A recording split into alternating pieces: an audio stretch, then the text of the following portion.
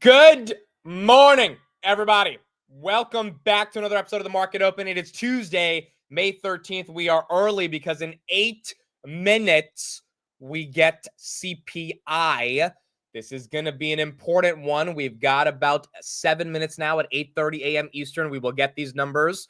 These numbers really matter. We got a green pre-market. We've got a green week because of the China-US deal that was basically announced yesterday in terms of a pause on hardcore tariffs and a 90-day negotiation. So now we got to keep that green going. And in order to keep that green going, we got to get CPI that comes in hopefully below consensus of 2.3. Last time we had 2.4. You got some banks saying 2.4, some banks saying 2.3. Amit says 2.2. I'm going to be a little optimistic here. And if we get it, great. If we don't, it is what it is. Hopefully we at least stay at 2.3, 2.4. But if we get 2.2, things can get very fun. Now, before we get into CPI, we got about 7 minutes until we get that news. We do have some other breaking news. I did not expect to wake up this morning to this news. But folks, it is officially happening. Robinhood's coming to Canada. Robinhood is coming to Canada. I just went to Canada. I loved it. I love T-Dot. I love Toronto. Loved hanging out with them all my cronies. You know, it was a great time. And I enjoyed the city. I can't wait to go back to Toronto. Robinhood's coming to Toronto. Robinhood's coming to Canada. I don't know if WonderFi is located in Toronto. I mean, I'll do some more research on them and see if their headquarters are in Toronto, if their operations are mainly based there. But WonderFi is one of Canada's largest crypto platforms and digital asset platforms. Correct me if I'm wrong. I think you are also able to buy stocks on WonderFi. It's just not the biggest stock platform. It's a global leader in centralized and decentralized crypto assets. You might be able to buy stocks on it, but primarily they offer crypto futures, different crypto derivative assets. And as a result, Robinhood, which is a big player in the crypto space, is saying, you know what?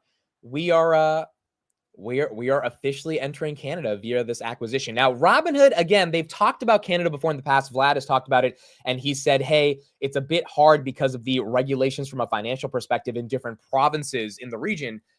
It's not easy to get a company like Robinhood that is heavily regulated, especially because they're a retail brokerage, to get access to the Canadian markets. But crypto is a whole different playing field. It's not really regulated in the same way that equities and financial assets are regulated because they're actual securities. Crypto is the wild west. And even in Canada, where there's heavy regulation, I think it might be just easier for them to say, hey, this is our way to at least begin the process of getting into the country going via crypto. Here's what they said on their press release. Robinhood has entered into an agreement to acquire WonderFi, a Canadian leader in digital asset products and services. WonderFi operates two of Canada's longest standing regulated crypto platforms with more than 2 billion Canadian dollars in assets under custody. Canada is home to one of the fastest growing crypto markets, and Robinhood's accessible, low cost, and secure platform will build upon WonderFi's mission and bring millions of Canadians greater access to crypto trading. WonderFi's technologies and products, including BitBuy and CoinSquare, are highly aligned with Robinhood Crypto, with offerings including crypto trading, staking, and custody. Remember, Robinhood around this time last year, June of 2024, acquired Bitstamp, which is the oldest crypto exchange in the world. Now they're acquiring another one called WonderFi in Canada. I mean, they're just not slowing down. They're just not slowing down, and they do have a crypto event coming up in France in June. Quote from Robinhood head of crypto. He says, WonderFi has built a formidable family of brands serving beginner and advanced crypto users alike, making them an ideal partner to accelerate Robinhood's mission in Canada. We look forward to partnering with the WonderFi team to deliver innovative user-centric crypto products to Canadian customers. By the way, Robinhood has a headquarters in Canada in Toronto, and they employ a lot of Toronto natives. So it's not like they're not familiar with the region. It's just a question of if they're going to be able to operate in the region. And today is the first step for them being able to do it. Widely known for democratizing access to investing in the U.S., Robinhood brings vast experience scaling innovative, accessible financial products to millions of customers and is building a global financial ecosystem with crypto products already available in eligible EU countries. Robinhood is a credible counterparty with an extensive track record of executing transactions globally. Quote from WonderFi president, he says, WonderFi and Robinhood are united in our visions in making crypto accessible and bringing more people into the crypto space. We're delighted to be joining the Robinhood team and to supercharge our product offerings for customers. And WonderFi employees will join more than 140 Robinhood employees based in Canada in their Toronto hub. Dude, this is awesome. This is really, really awesome. What is the impact on the stock? Stock right now is actually going to be more impacted, in my opinion, from CPI, which we're going to be getting in 3 minutes. Again, the market wants 2.3. We were at 2.4. If we get 2.2, I think we really have some fun. But stock right now, 58.34. It's up about 1.65%. Look at Nvidia, Look at Nvidia, 124, baby, back above 3 trillion. But Robinhood right here, 58.34. Market is definitely excited for it. And the question is just going to be if this is moving the needle today in terms of the stock as we get into the open. Shout out to Evan. He says Robinhood should acquire stock market news for 250 million. Dude, this is a company with 6 billion in cash. Now it's like 4.5 billion, but they have thoroughly deployed their cash in meaningful ways. They bought Bitstamp last year, buying WonderFi today. They bought Pluto, which is an AI company that they're going to be incorporating in their technology coming up in the fall. They acquired X1, that was the credit card company. I mean, like every acquisition they've made so far has been accretive towards creating value for the business. And it's just been very exciting to see it play out. We got CPI coming out in about 1 minute. UNH, we'll talk more about them. UNH CEO stepped down. This one is a sad one. The stock's down 9%. They lowered their full year guidance, and now I think they took out their full year guidance today. That's another reason the stock is down 9%. This by itself is going to bring the Dow Jones probably down 0.5% to 1% today. The Dow Jones index has 30 companies in it, Nvidia included. United Health is one of the biggest companies also in that index. It was already down 15% 2 weeks ago off a lowering of the outlook for 2025 in terms of guidance. The CEO stepping down doesn't make things that much better. So United Health right here down 9%. That one is the big mover of the day. That's down pretty aggressively. But everything else, relatively green. Meta is up a little bit more, 644. Amazon, 210. SoFi, 1411. PayPal, 7231. Tessie trying to get the 323.19 right now. And then Robinhood, 5842. Palantir, 119.34 on the day. And then Nvidia cracking above 124. All right, we got CPI. It is not here yet. It'll be out in probably 30 seconds. I am hoping for 2.2. This is the big one we're looking for. If we can get 2.2, it'll be really good. If we get 2.3, I think markets will be okay. If it's 2.4, I think markets will be kind of annoyed. But we got to see if we can get a little bit lower. Oil was down. Shelter was down. 2.3. 2.3. That's what we got. 2.3. That's not horrible. Let me check real quick how the markets are reacting. Then we'll get into the report. S&P, which was up 3% yesterday, closed above the 200-day. S&P is green. We got the green candle right there. 584 continues to go green. 2.3. 2.3 is what we got. Again, that's what the market expected, so it's not like a big surprise, but it's also not horrible because that is another sequential monthly decrease on inflation, which is pretty damn good. It is pretty damn good. Core is at 2.8. So core didn't beat. Core is actually also came in line. Core is at 2.8. Market expected 2.8. Headline CPI 2.3. Market expected 2.4. But most analysts also thought it would come down to 2.3. And then inflation rate month over month on the core came in line at 0.2. Market thought it would be 0.2. So it wasn't a dramatic beat on CPI, but it was good progress on inflation coming down. I don't know if it's enough to get J-Pow to think he has to lower rates. If it came in at like 2.1, I think J-Pow would get a little bit more excited, but still not the worst thing in the world. Let me check the Fed future probabilities real quick, and then we'll get into the actual report itself. Currently, a June cut is now priced at 8.2%. So this one's not moving the needle. This one's not moving the needle yet, but it still is a good thing for us to get CPI coming in lower month over month. So let's get some more coverage on this, and then we will keep going from there. At this point in time, up 0.2 on headline, and that is a tenth lighter than expected. And do remember, in the rearview mirror, at least up to now, unrevised, that minus 0.1 was a 5-year low. Let's strip out food and energy. Up 0.2, also 1/10 light to expectations, and it follows up 1/10, which was a 4-year low. Let's take a broader view. Move year over year on headline. 2.3. Yes, you guessed it. 1/10 lighter than expectations. 1/10 lighter in the rear view mirror. And it also now represents a fresh 4-year low because it's lower than our last look, sequentially lower. And finally, year over year, X food and energy, known as core, comes in at 2.8. that equals expectations, equals our last look, and equals the fact that it's a 4-year low. Now, I like doing the indices. This is a CPI index. It goes all the way back to 1913, comes in at 320.795, a new all-time high. Pretty much happens every month. The index itself makes new highs. And if we look at core, which started in 1957, it comes in at 326.43, and you guessed it, another all-time forever high. We see that yields are moving down a bit because we have made progress. What the irony here is the rearview mirror, those rates were so much smaller 4 to 5 years in those interim periods at a time where the renewed Fed look on inflation due to potentially tariffs. We went a year and a half, Joe, where we really made no progress, but yet the Fed seemed to pretend we did. Now we're making real progress, and all anyone could talk about is inflation, inflation, inflation. Back to you.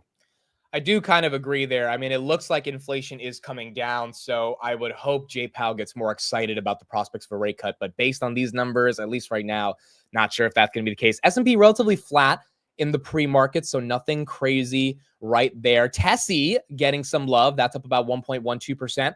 You got SoFi, 14.22. You got Palantir, 119.75. Palantir trying to get back to 120. Nvidia. Dude, Nvidia. I mean, freaking Nvidia. It is. Well, we'll talk about why Nvidia is breaking out. It has to do with Trump in Saudi Arabia right now. We have some coverage on Trump, Elon, Sam Altman, Alex Karp, all the AI tech leaders, and the president shaking hands with the prince in Saudi Arabia. So we'll talk about that in a little bit. But essentially, there is hopefully a UAE deal that is going to be announced very soon, where the Saudis, the UAE, are going to buy a crap ton of chips. And a lot of those chips probably coming from Nvidia. That is a rebuke of the diffusion rule that Biden signed, which would be a major catalyst for a lot of the semi companies, but Nvidia obviously being the big one. 124.70 and might be trying to go for 125.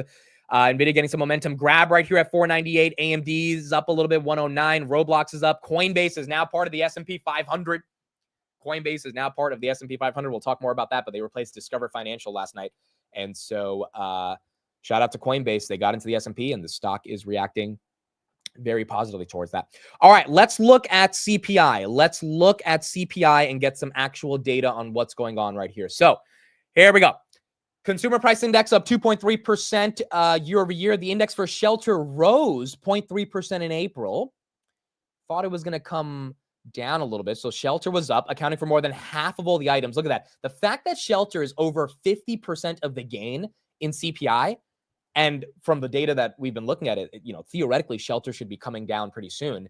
Hopefully, that is a lagging indicator for how shelter inevitably gets CPI to come back down to that 2% range. The energy index increased over the month, rising 0.7%, as increases in natural gas and the electricity index more than offset a decline in the gasoline index. So this makes sense. Gas came down. Everyone's gas prices are down. It's outside of California, where it's still $5, but even in New Jersey, parts of the Midwest, the South, a lot of you guys are saying you're seeing $2, $3. So gas is coming down, but that doesn't mean that natural gas or electricity in and of itself is coming down as much as gas, which is kind of why we've still had some sticky inflation in regards to energy. The index for food, in contrast, fell 0.1% in April, as the food at home index decreased 0.4%. And that is the major reason for why we saw the decrease, but a decrease that was not that aggressive. Now, in terms of what went up, indices that increased over the month included household furnishings and operations, medical care, motor vehicle insurance, education, and personal care. The indexes for airline fares, used cars and trucks, communication, and apparel were among the major indices that decreased in April. So used cars are coming down, trucks are coming down, apparel's coming down. That's like clothes. Airline fares are coming down. That kind of indicates that traveling is starting to come down a bit. That's why these prices on flights are coming down, even though United Airlines, Delta, their stocks have done very well. So even if their margins might be coming down because of less demand in travel, their margins are probably staying stable because oil prices are coming down, and oil is one of the largest input costs when it comes to an airplane ticket in the first place. So that might be offsetting the decline in demand for the airlines. And then you have education, motor vehicle insurance, and personal care that went up over the month of April. It is in line. That's correct. It is in line. So if you're just joining, CPI came in line with expectations, didn't beat on any expectations. Didn't go aggressively above, didn't go aggressively below. We got a good CPI read. It's not a read that I think would get J Powell to be like, shit, I got to cut rates right now. But it's also not a read that's getting anyone to feel that we have to hike or, stay paused until September, which is Goldman Sachs is now thinking we're not going to get the first cut until December. I think that would be really sad if that happens, but hopefully this CPI is getting the market and particularly Powell to realize it's time to cut. Tessie 322 up 1.17%. Elon shared a video of Optimus. We'll share that in a bit. Maybe making some more progress. Optimus was dancing yesterday. That could be the wild card that people are not expecting that could get Tesla realistically to have another vector of growth that the market's not factoring in right now. But Tesla right here, 322, that's up about 1.14, Palantir 119. And then Robinhood, big news of the day. If you're just joining, Robinhood is coming to Canada. They've acquired a company called WonderFi. And that company is a large crypto exchange. And as a result, Robinhood is now merging with WonderFi. They are entering into the crypto derivatives and options market inside of Canada. Someone said, what happens to WonderFi shareholders when getting acquired by Hood? Well, Hood is acquiring them for 36 cents a share in Canadian dollars. And that purchase price represents a premium of 41% to the closing price. So you're getting a 41% premium if you own WonderFi stock. And Robinhood's buying you out. And so that is happening to everyone who owns WonderFi stock. Let's get some more coverage on CPI, and then we will keep going from there.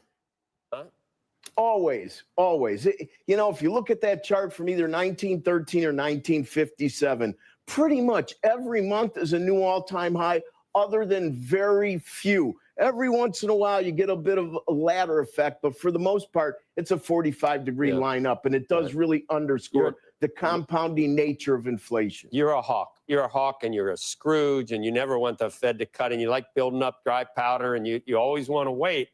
But if you were the slightest bit dovish, if you had major concerns about whether there's some weakness coming from the uncertainty caused by the trade war, and you had basically no inflation, he could end up being called Too Late Pal. I mean, that could end up being a prescient moniker. Yeah.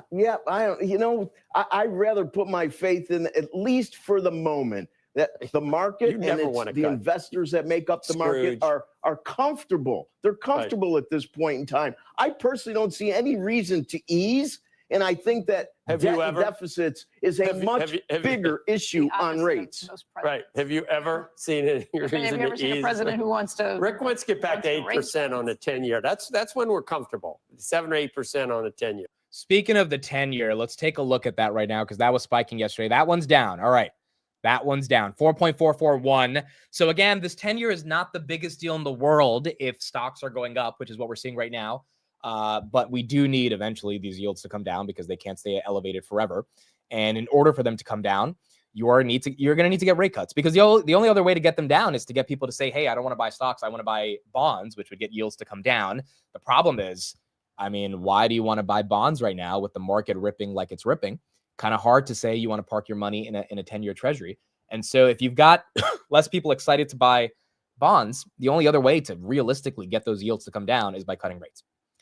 And that's good for everyone. That's good for mortgage rates. That's good for auto loans. But we need J Powell to feel that he's not cutting into an inflationary spiral. And based on the data that we got today, it does not feel like it's an inflationary spiral at all. Again, the big thesis yesterday was if Trump is really rolling back the tariffs aggressively across the world and in China, then J Powell's fears that he has very eloquently articulated over the past 2 months about how they can't cut in the face of uncertainty from tariffs.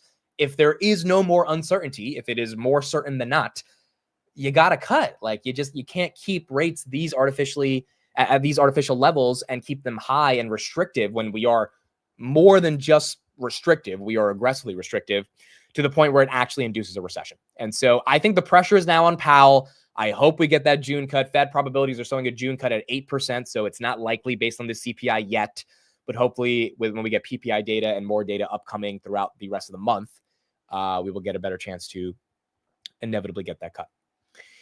All right, so that's what we got on CPI. Now, what is going on in the world of tech and what is going on in the world of AI? Well, we have some videos, folks.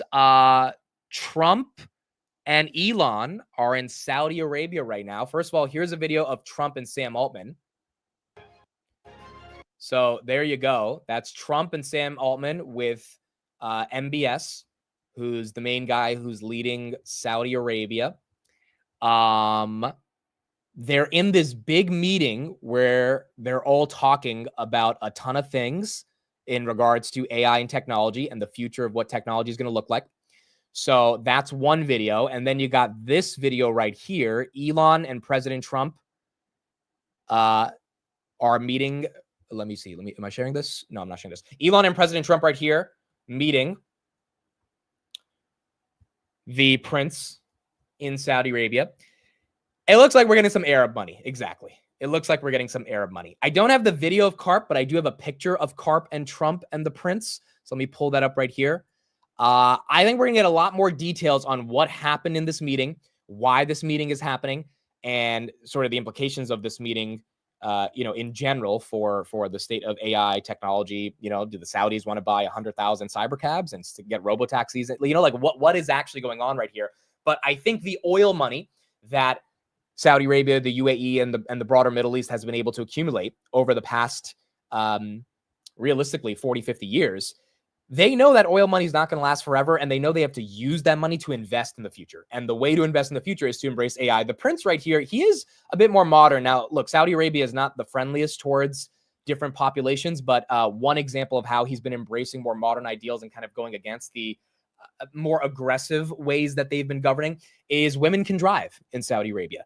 And so, that didn't used to happen a decade ago, but he's wanting to modern up the nation. And as a result, you might think that he's going to want to start investing in more modern infrastructure to be able to have a Saudi Arabia for 2030 and beyond. This is Alex Karp and Donald Trump with MBS talking. So I didn't even know Karp was going to Saudi Arabia. I didn't know Elon was going. I didn't know freaking Altman was going. Altman and Elon in a room, by the way, kind of awkward. But I just thought Trump was going. I didn't know there was some big conference with all these tech CEOs that were going to be there, but apparently that's happening.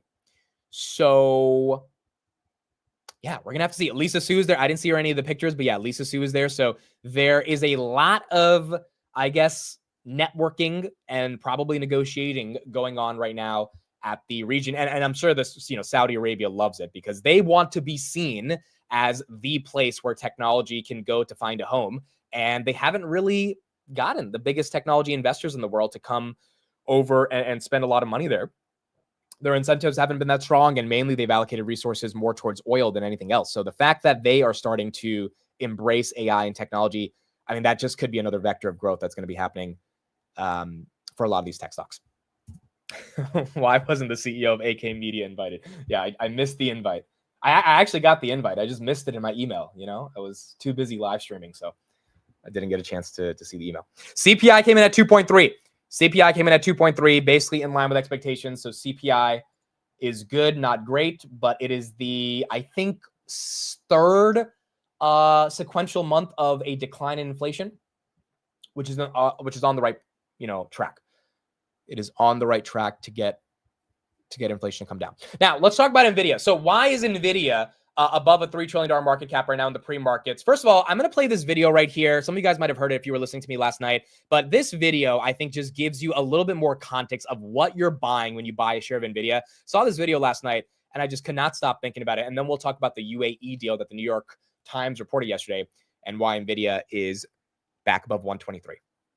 Not since IBM in the 60s has a company like us existed, where we come up with a blank sheet of paper, design a brand new architecture, create the chips, create the systems, create the networking, create the infrastructure, write all the software, take that software to the market, have the world's developers and ecosystem develop for that computer, kind of like we develop for iPhones, and you develop for Windows, you develop for Nvidia. And so not since the 60s and 70s when IBM built everything from the ground up has a company like us exist. We build the chips, but we build the entire system, and we're really an AI infrastructure company today. If you look at the systems we build, each one of our chips, if you will, it's 1.5 tons. This is 1.5 tons chip. It's $3 million each. We build these things in very high volume.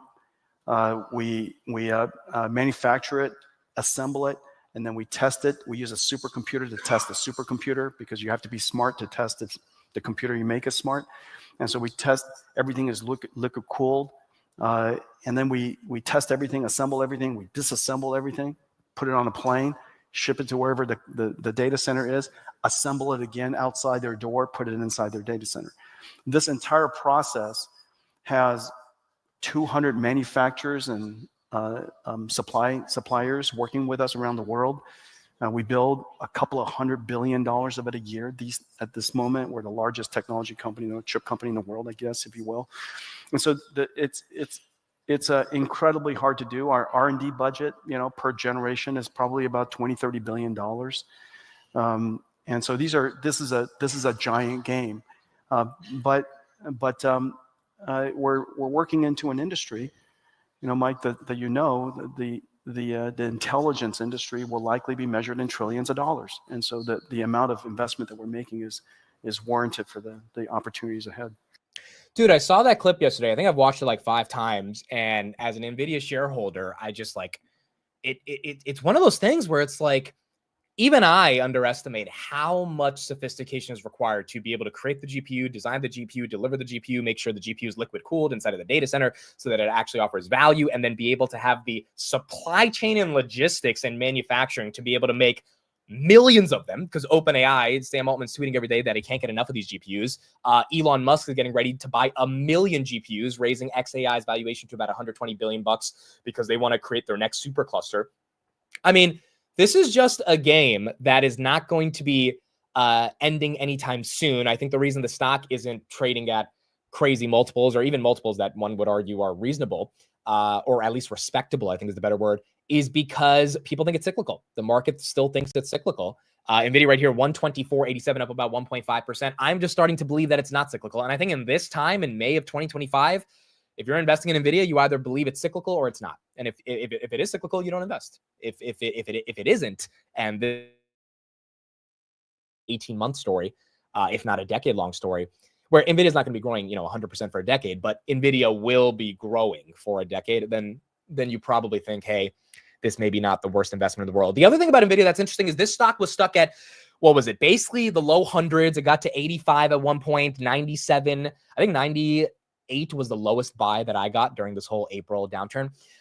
There might be a lot of FOMO. I mean, the stock's back above 3 trillion. You might get a lot of people seeing Jensen and Elon and Altman and Karp and in Saudi Arabia, and you got all these different headlines coming around how Nvidia's demand is only going to keep spiking. You might have a lot of institutional FOMO coming into the stock and saying, wait a second, why did we ever doubt Nvidia? Why did we think DeepSeek was not going to be a reason that it would only create more compute demand, more reasoning demand versus demand where Nvidia would get commoditized, where obviously that's not the case. I mean, no one has the Blackwell type of architecture. And Jensen did talk about how Huawei is a worthwhile competitor and we need to take them seriously. I think Trump's listening to that. And that's probably why Trump's going to be talking more to the Saudis about, hey, if you want to buy some chips, get Nvidia chips, not Huawei chips, right? Really prop up our companies that have the best architecture in the world. And the Saudis would love to get any access they can to Nvidia chips. So I think there's a world in which earnings growth, which my estimates particularly are 440, around 440 to 450 a share by the end of this year. And if you assume 440 to 450 and then you put a 40 multiple on that, which I don't think is aggressive to put a 40 multiple, you get 180 as a stock price, which again, that's kind of my personal target. And I think if we get to 180, there's going to be a lot of momentum to hopefully push us even beyond that if we can get to 440 of EPS this year. So, and I think Nvidia's on track for that. They're going to have a little bit of a headwind because they're losing the China revenue. But if the China revenue comes back, if we negotiate with China, I mean, that could be another thing. That could be a big catalyst. Now, this is the reason the stock is actually up. Trump, again, is visiting Saudi Arabia right now, and the White House is evaluating a major chip agreement with UAE's G42, possibly exporting hundreds of thousands of AI chips. A lot of those coming from Nvidia, some of those also coming from AMD, from what I was reading last night. But that would be a massive catalyst for Nvidia, and that is the main reason why the stock is getting some momentum here right now. 1:30 before earnings. I did not think Nvidia was going to gap up this aggressively going into earnings. I'm happy I don't have any covered calls on them because, I mean, it looks like the momentum is now on their side. And if this momentum continues along with an actual good earnings report plus some decent macro data over the next few weeks, we do have non-farm payrolls. We have jobs data. We have JOLTS data. We have a ton of other stuff coming out throughout the rest of May. That should be hopefully a good environment for Nvidia to report it. But Nvidia well above those low $100 ranges. And if the worst of the tariff news is baked in, maybe we have a shot to go higher. So that's what we got on Nvidia. If you're just joining, Robinhood has acquired WonderFi. They are coming to Canada. If you are Canadian in the chat, please let me know if you've heard of this brand before, because when I heard WonderFi, I thought it was the bread. I was like, Wonder Bread? Are we acquiring bread? Is that what's going on? Right? But so WonderFi, it's a Canadian company in crypto derivatives. If you are Canadian, let me know if you've heard of this company. It's very exciting. We're paying $180 million. I don't know if I mentioned how much we're paying. We're paying $180 million. $180 million for this company. This is their website right here. And yeah, they do. I don't know how much revenue they make. I don't know how many users they have. I do know they have about 2 billion USD under custody in assets, which is, or that's Canadian. So 2 billion Canadian to USD is, that's like 1.4 billion USD, I believe, roundabout. So 1.4 billion. So 1.4 billion USD in AUC, not like a huge platform, but I think the biggest thing is that we're getting exposure to the Canadian markets. That's what matters. Kevin O'Leary, is he an investor in WonderFi? Oh, he's about to get a nice little buyout. Is he an investor in WonderFi? Yeah. Wow, Kevin O'Leary. I wonder how much he owns of WonderFi. Huh. Yeah, it looks like he's a pretty big shareholder. He's not just like a small share. It looks like he's like, I don't think he's on the board of directors, but there's a lot of articles of him talking about WonderFi. All right, there you go. Vlad giving Kevin O'Leary a nice little payday today. Owns 10.36. There you go. 10%. There you go. Yeah, it makes sense. As soon as I typed in his name, tons of articles came up about him and WonderFi. So, well, he's getting a buyout. He is getting a buyout by Robinhood. Okay, let's talk about Coinbase. So, unfortunately, Robinhood did not get into the S&P 500 yesterday, but Coinbase did. Coinbase has joined the S&P 500. They replaced Discover Financial. I'm happy for Coinbase. I do think it's a bit disrespectful to continue to not include Hood. Hopefully we get in later in the year. I think it's inevitable. But Coinbase has joined. One thing that this is really important for, even if you're not a Coinbase shareholder, is the overall crypto industry. The fact that the S&P 500 said we want a pure play crypto company to be included in the index. And we want the S&P 500 to have exposure to Bitcoin, which the only exposure I think the S&P 500 has right now is Tesla's balance sheet, which has Bitcoin.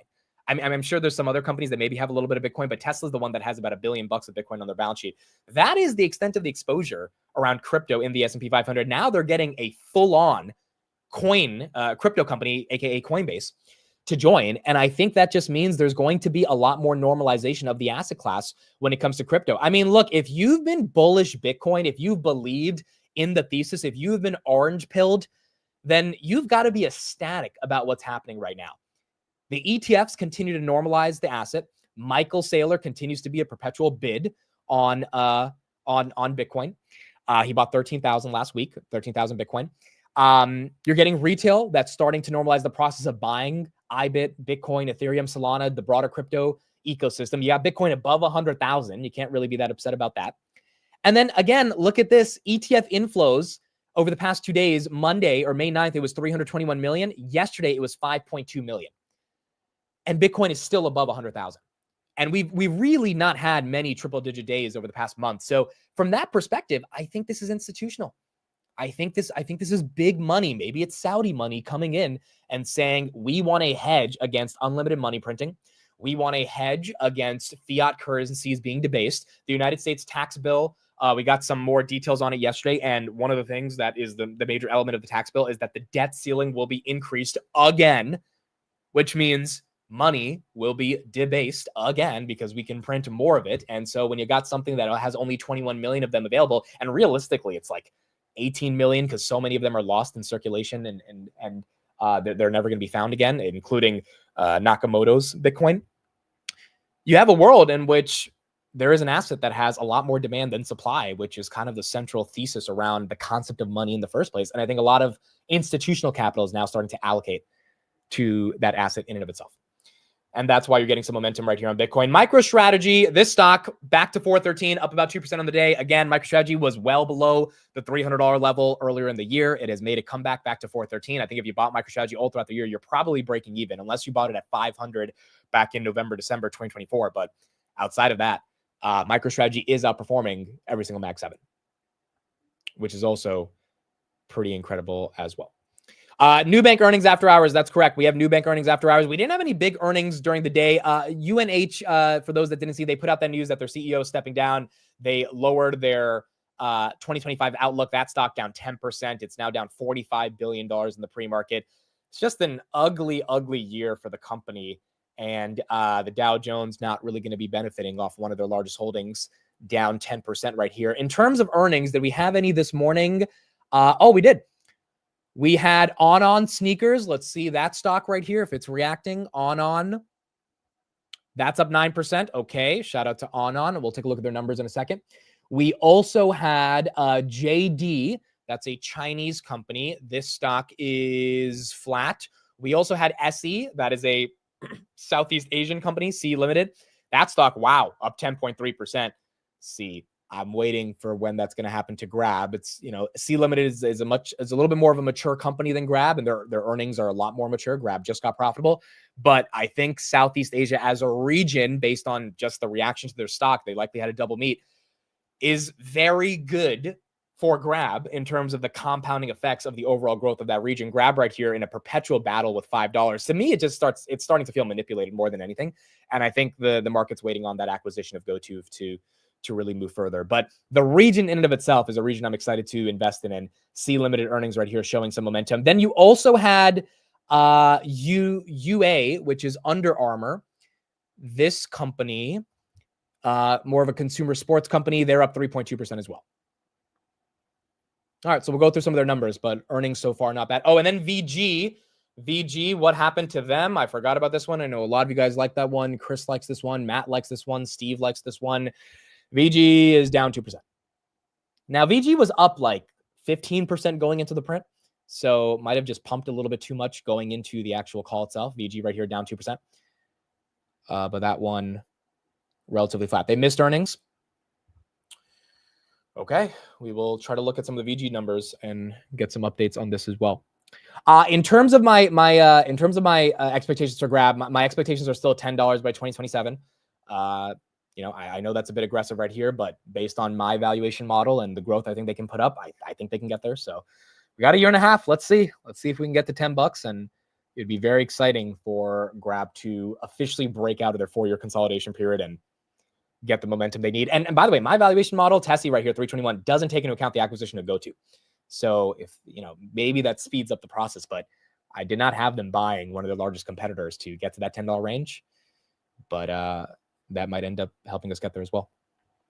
Arch is up 4.5% in the pre. That is because they had earnings yesterday. Not a crazy good earnings, not a horrible earnings, but in earnings that's, enough to get it about 4% up here right now. Do you think UNH is an opportunity? No, I don't know enough about the business. I also am a little bit worried about their sector in particular based on Trump's announcement yesterday around pharmaceuticals. United Healthcare is not literally a pharmaceutical company, but I do think there's going to be some side effects of what he's doing with PBMs in regards to the companies that actually issue the prescriptions. So I just think there's way better opportunities than betting on healthcare right now.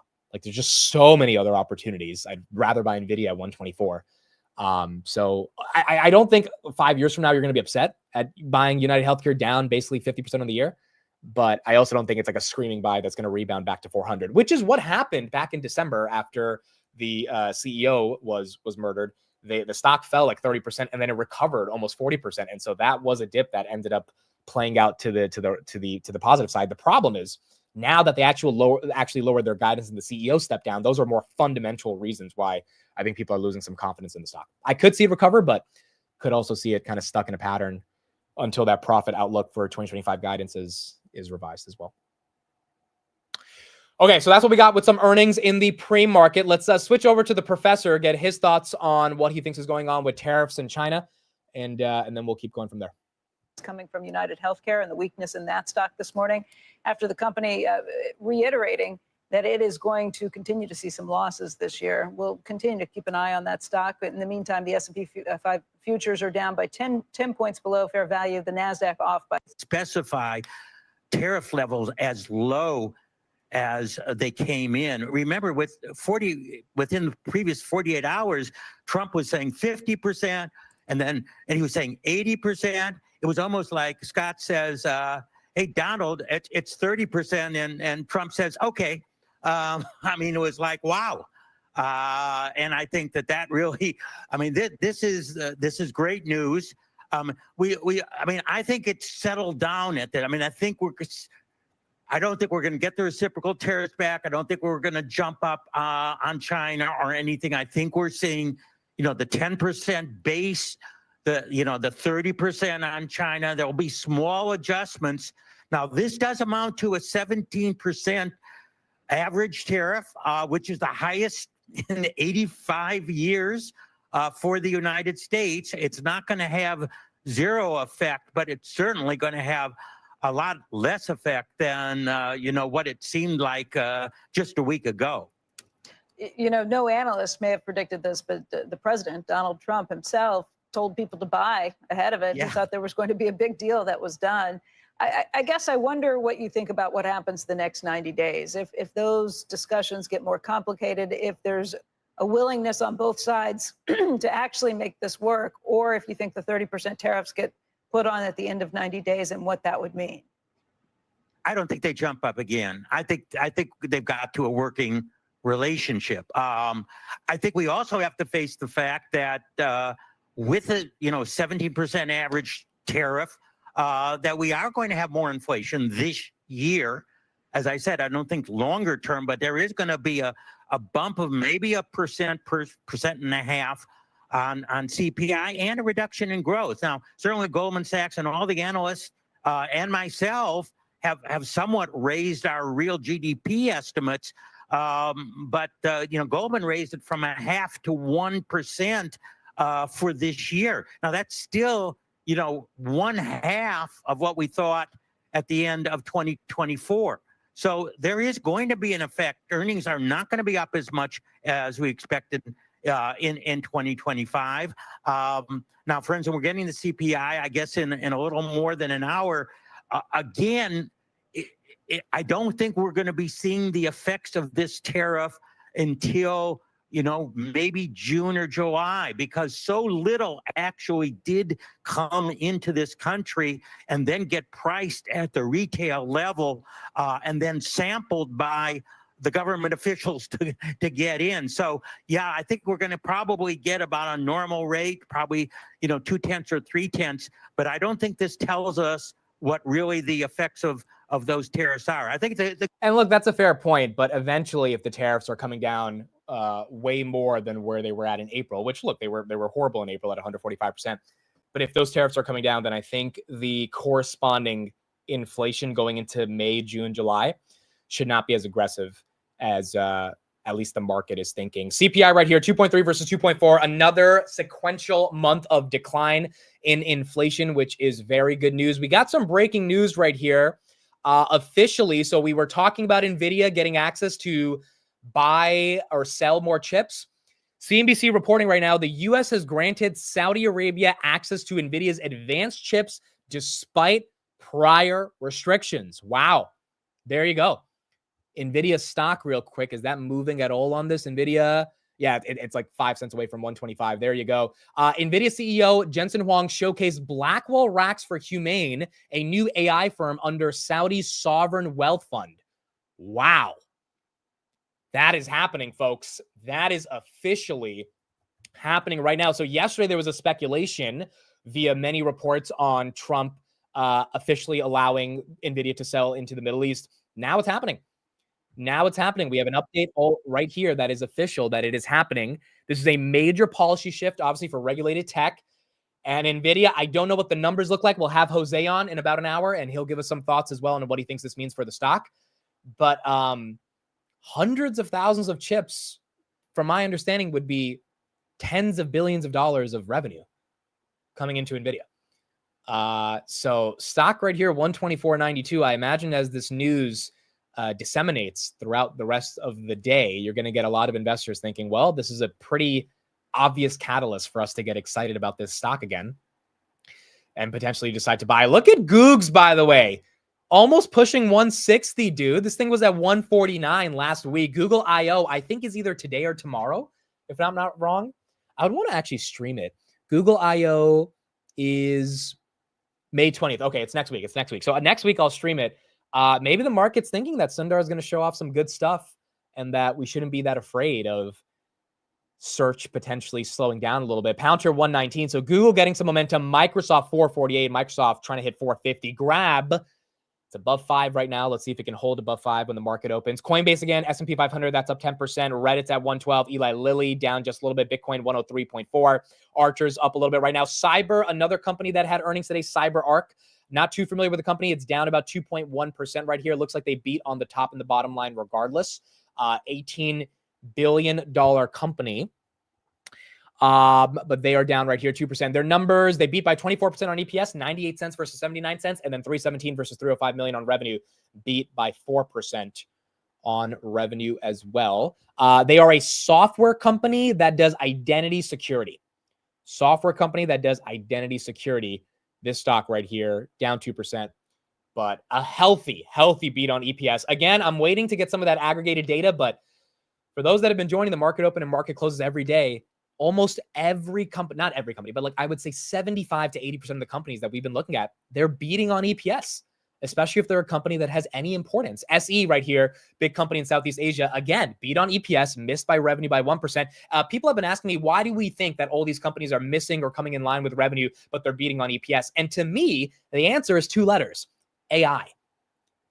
I think margins are enhancing in a lot of companies. Maybe it's due to AI, maybe it's not. But if margins are getting better, that is why they're able to increase their net income margins, their operating income margins, which is allowing EPS to beat. And if they're missing a little bit on revenue, that might be emblematic of a little bit of a slowdown in the global economy, but that is not a reason why the market would be upset at any of these companies, because at the end of the day, you know, they are judging these companies not on their revenue, but on how many profits they make. What is their net income? What is their earnings per share, which is a byproduct of your net income? That is what most companies are judged on. They're not really just judged upon revenue. Revenue is kind of seen as a way to make sure that the business is overall growing, but how much do you bring down per share? Because at the end of the day, we all own shares of the stock. That's what really matters when it comes to stock prices. So from that perspective, I think that's why a lot of stocks have held up, because EPS beats are pretty evident throughout the entire economy right now. Robinhood 58.50, that's about 1.86%. Tesla 320, and then Palantir 119.05 currently right now. Matt says, when a wide breadth of sectors miss on revenue and beat EPS, it's usually based on scaling back and spending due to uncertain market conditions. Yeah, that is fair as well. I mean, and I definitely think that we are seeing data that there is a slowing down in the overall economy. We're seeing that in the jobs data, seeing that obviously in the consumer demand data, retail sales data. But I also do think that if there is any level of productivity enhancements, then maybe the EPS adjustments that we're seeing is due to something good versus something that's necessarily driven from a macro perspective to the downside. I mean, even the ServiceNow CEO, right? When he was asked about why his AI revenues are growing 400% year over year, even though top line revenues are growing 20% year over year, he said because every company that's acquiring or inquiring about ServiceNow software is asking, how do we increase our margins? And his answer is the same as Palantir's answer, is the same as Snowflake Data. Their answers is AI. You've got to become more efficient. And then it's just a question of which software company can make you more efficient. But if every company wants to become more efficient, then it looks like AI might be the reason for why EPS is ticking up higher. This is the lowest headline inflation number since February 2021. That is correct. This is the lowest headline inflation number at 2.3% since February 2021.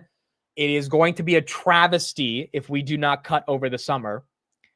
It would not be fun to wait until September for a cut. Fed probabilities right now, even after this report, has us as 8%, 8.3 for a June cut. It's up to Powell now. It's up to Powell. If the market is green, if stocks are up, if people have jobs and gas prices, egg prices in general are coming down, the people that are going to be upset, the average Americans, are not going to be upset at Trump. They're not going to have a reason to be upset. They're going to be upset at Powell.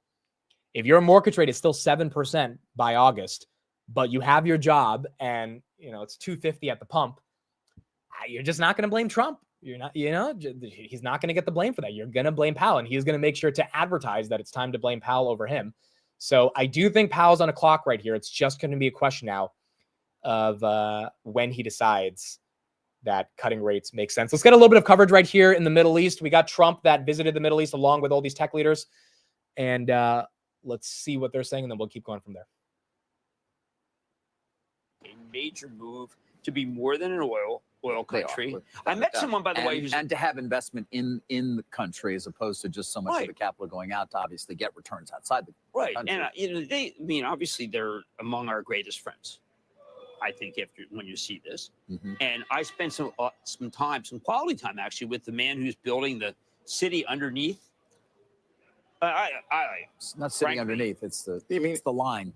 Right, but I mean, candidly, that's a project of like that we have never. No, it's an enormous undertaking that will take many years to accomplish, obviously, and is very ambitious, but would be amazing if and when it is. But they've already had to retrench on some of the spending because their budgets have come under some pressure. Absolutely, and the balance sheet's not that good. But you know what? Let's just talk about the Middle East in general. I still am reeling from where Disney could have put a theme park anywhere. Well, but they chose Abu Dhabi. Yeah. I mean, for instance, I pushed them hard. We got Larry Fink right here. Let's get his thoughts as well. I think Trump's going to be speaking in Saudi Arabia live. I'm trying to get the coverage on that, but I do think he might be speaking live from Saudi Arabia, but I'll get the update on that in a second. Certainty. I think you're going to have some of the, in Europe, there's $12 trillion of money sitting in bank accounts in Europe. In the United States, there's $11 trillion sitting in money market funds. When there is that uncertainty, you're going to keep more and more money in cash. And that's what we've witnessed.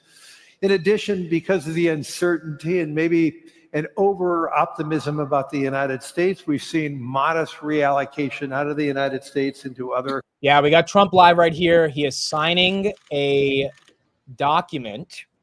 I think he might be answering questions with the prince later. We'll see. I don't know what this document is. I'm assuming it has something to do with a declaration of the two countries. This is kind of more of a formal thing that every president does when they visit a new nation. Also, maybe it has to do something with technology. Maybe it has to do something with AI. But we'll get more details on that. So there you go. He's in Saudi Arabia right now. Time in Saudi Arabia is 4:15 p.m. It's 4 p.m. There he is with the prince. There you go.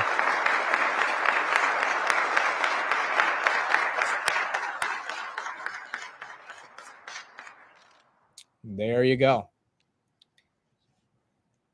All right, let's see if they talk. والآن All right, here we go. أستأذنكم سيدي صاحب السمو وفخامة الرئيس ببدء مراسم التبادل والإعلان عن عدد من الاتفاقيات والمذكرات الثنائية بين المملكة العربية السعودية والولايات المتحدة الأمريكية. Your Royal Highness, Mr. President, with your permission, we shall now begin the ceremony of exchange and announcements of number of bilateral agreements and memorandums between the Kingdom of Saudi Arabia and the United States of America. نبدأها بمذكرة التفاهم بين وزارة الطاقة في المملكة العربية السعودية ووزارة الطاقة في الولايات المتحدة الأمريكية للتعاون في مجال الطاقة. يتقدم من الجانب السعودي صاحب السمو الملكي الأمير عبد العزيز بن سلمان بن عبد العزيز وزير الطاقة، ومن الجانب الأمريكي معالي السيد كريس رايد وزير الطاقة. Starting with a memorandum of understanding between the Ministry of Energy in the Kingdom of Saudi Arabia and the U.S. Department of Energy for cooperation in the field of energy. From the Saudi side, His Royal Highness Prince Abdulaziz bin Salman bin Abdulaziz, Minister of Energy. From the U.S. side, His Excellency Mr. Chris Wright, Secretary of Energy. All right, there you go. Declaration of recognizing each other's energy.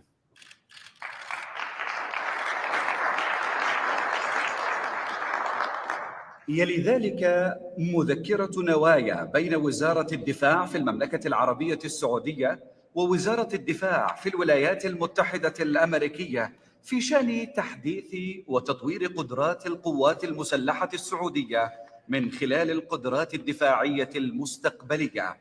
يتقدم من الجانب السعودي صاحب السمو الملكي الأمير خالد بن سلمان بن عبد العزيز وزير الدفاع، ومن الجانب الأمريكي معالي السيد بيت هيكسeth وزير الدفاع. Next, a letter of intent between the Ministry of Defense of Saudi Arabia and the U.S. Department of Defense regarding the modernization and development of the capabilities of the Saudi Armed Forces through future defense capabilities.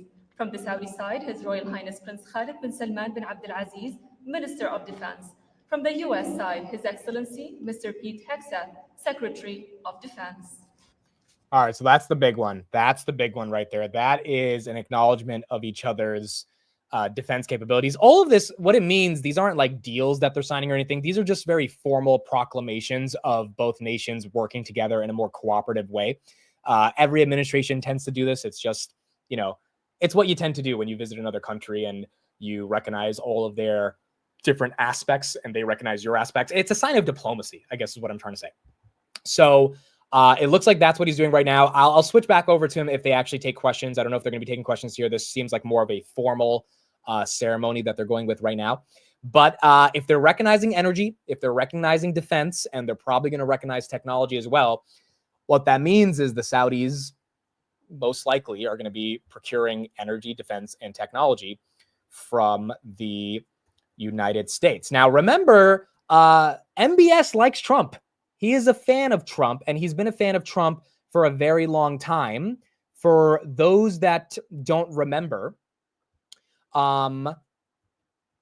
back in Trump's first term, MBS and Saudi Arabia bought, I think it was like $100-something billion worth of defense technology from Saudi or from the United States, from Boeing and all those different defense contractors. And it was Trump in the Oval Office kind of joking that, you know, these guys should be spending even more money. Here's that clip. Let me pull this up right here.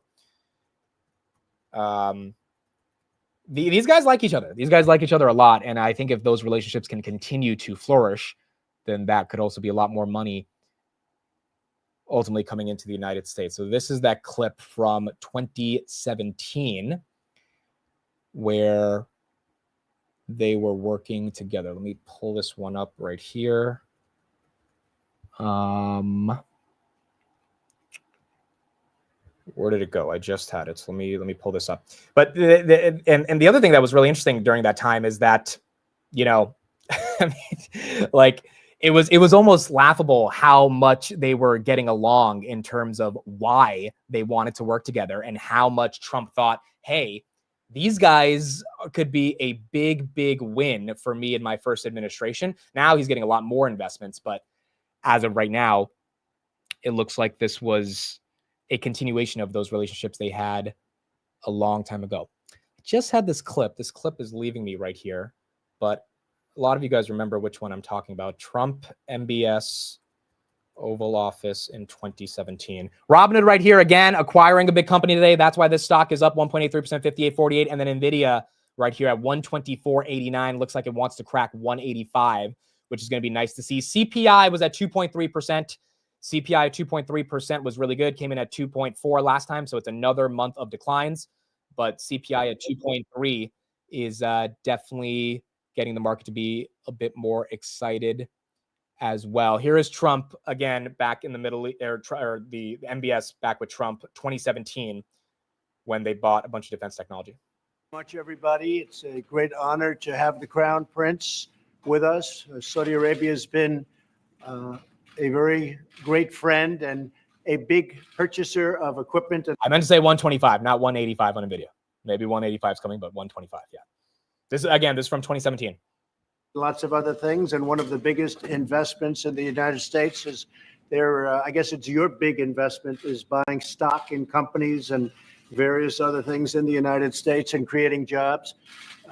We've become very good friends over a fairly short period of time. I was in Saudi Arabia in May, and we are bringing back hundreds of billions of dollars into the United States, and we understand that, and they understand that. Some of the things that have been approved and are currently under construction and will be delivered to Saudi Arabia very soon, and that's for their protection. But if you look in terms of dollars, $3 billion, $533 million, $525 million. That's peanuts for you. Should have increased it. $880 million, $645 million, $6 billion. That's for frigates. 889 million, 63 million, and that's for various artillery. Some of the things that we're now working on, thanks, and that have been ordered and will shortly be started in construction and delivered. The point is they like each other. The point is they like each other. And so I don't know if MBS really got along with Biden. I don't know if they have the same type of amicable relationship. Nvidia right here, 124.85, not 185 yet, hopefully by the end of the year. But if anyone could get deals done, and a lot of times getting a deal done is getting a deal done with someone you like, right? You just want to, you enjoy talking to the person. Maybe Trump can end up getting us some more deals and bring some more investment into the United States. Jin Gister, thank you for the 100 Saudi Arabian Riyals. Appreciate you for that super chat. He says, hey, Amit, I've been watching your channel. I'm from Saudi Arabia. And as you said, what is going on with Trump and MBS right now is a good start. Even if it isn't exactly deals, what I'm hoping for is Saudi Aramco and Palantir. You know, the Palantir community has been searching for the Saudi Aramco Palantir connection for a while. And there have been some hints, even going back to 2022, that Palantir's technology theoretically could have been working with the oil giant, which is, you know, a multi-trillion-dollar company. I don't know if they're actually working together, but, you know, Karp's in Saudi Arabia for a reason. I would imagine that not only does he probably want to get some Saudi money coming into the company in terms of just technology investment, but also there's probably other parts of the country that want to modernize. And from a not only national security perspective, but global security perspective, Palantir software could be definitely in high demand. So first of all, thank you for the super chat. Thank you for watching. And yeah, I think what's going on with Trump and MBS right here is definitely a good start in terms of the sort of formal declarations of both countries engaging in diplomatic ties. The question is going to be how much money do they bring into the region and how much are we able to sell them when it comes to Nvidia chips and AI technologies? And, you know, hopefully it's a lot. Hopefully it's a lot over the coming weeks, and definitely over the coming years as well. Lucid, which the Saudis have propped up for a while. I mean, that thing, they had earnings 2 weeks ago, weren't really the best earnings. That stock up about 0.76%. I don't know if the Saudis are going to keep pumping money into Lucid, but that one's basically been stuck at this point in this $2 to $3 range. So, you know, it's one of the tech companies that hasn't really worked out, or car companies that hasn't really worked out, but Lucid right here at 2.65. By the way, remember Slate Auto, that company that I showed you guys? Slate Auto. The like new company that's like trying to do electric vehicles for $20,000 or less. They just got 5 million in pre-orders. They got 5 million pre-orders. So they got about $100 million that they have to work with in terms of revenue that theoretically could be theirs pretty soon. And it looks like there is definitely demand for a electric vehicle that's $20,000 or less. We do know that the Tesla Model 2, which is the more affordable version of the Model 3, Model Y, should be starting in production soon. It's going to be by the first half of 2025. You've got a month left for the first half of 2025 to end. So I would imagine Tesla's going to make an announcement hopefully pretty soon about the fact that there's going to be a upcoming edition of a new car. And, you know, if they don't, I think the street's going to be a little upset, but it would be nice to see if we are getting a cheaper Model 3, Model Y. By the way, Elon did post this yesterday as well. This is the humanoid robot dancing, Optimus. We haven't really gotten an Optimus update by Elon for a while. So now we see Optimus dancing right here. I'm telling you, dude, if there is any level of progress on Optimus that results in actual revenues or even a purchase order for revenues, I think the street's going to get really excited. And they're going to find every single way in the book to justify the market cap, regardless of the earnings, because they're going to say, look at all the future growth potential of what Optimus could be like. But Elon needs to show some like solid evidence of demand that any random company, warehouse, big manufacturer in supply chain logistics, etc., could give him in terms of a purchase order or LOI to buy some more Optimus bots. And if he does, then I think the street would start respecting it a lot more than not. Martin Shkreli just labeled his live stream as RIP QBTS. Okay, so Shkreli has been really bearish quantum for a long time. Rigetti didn't have the best earnings. QBTS is up 2% right here. Rigetti, these guys are down 11%. So again, not the best earnings from yesterday.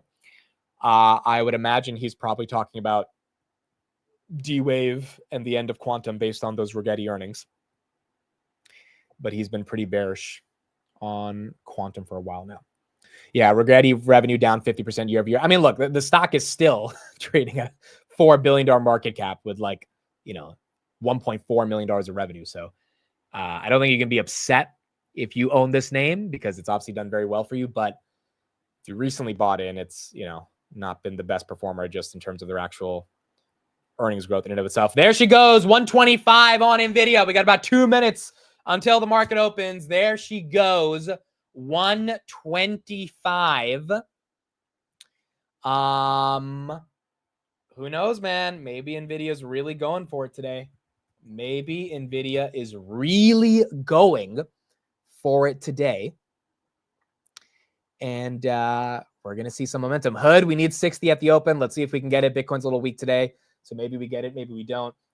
But Nvidia is not stopping right here. We got about 1 minute and 20 seconds until the open. Meta trying to get to 650. Palantir, 119.88, up 1.2%. Googs, 160. Microsoft again, 447. Uber hit all-time highs yesterday, 87.50. Lyft is up 16.50 yesterday. It was down a little bit after being up 30% last week. Tessie, 319, trying to crack 330 again. Amazon, thing was freaking 180, back to 211.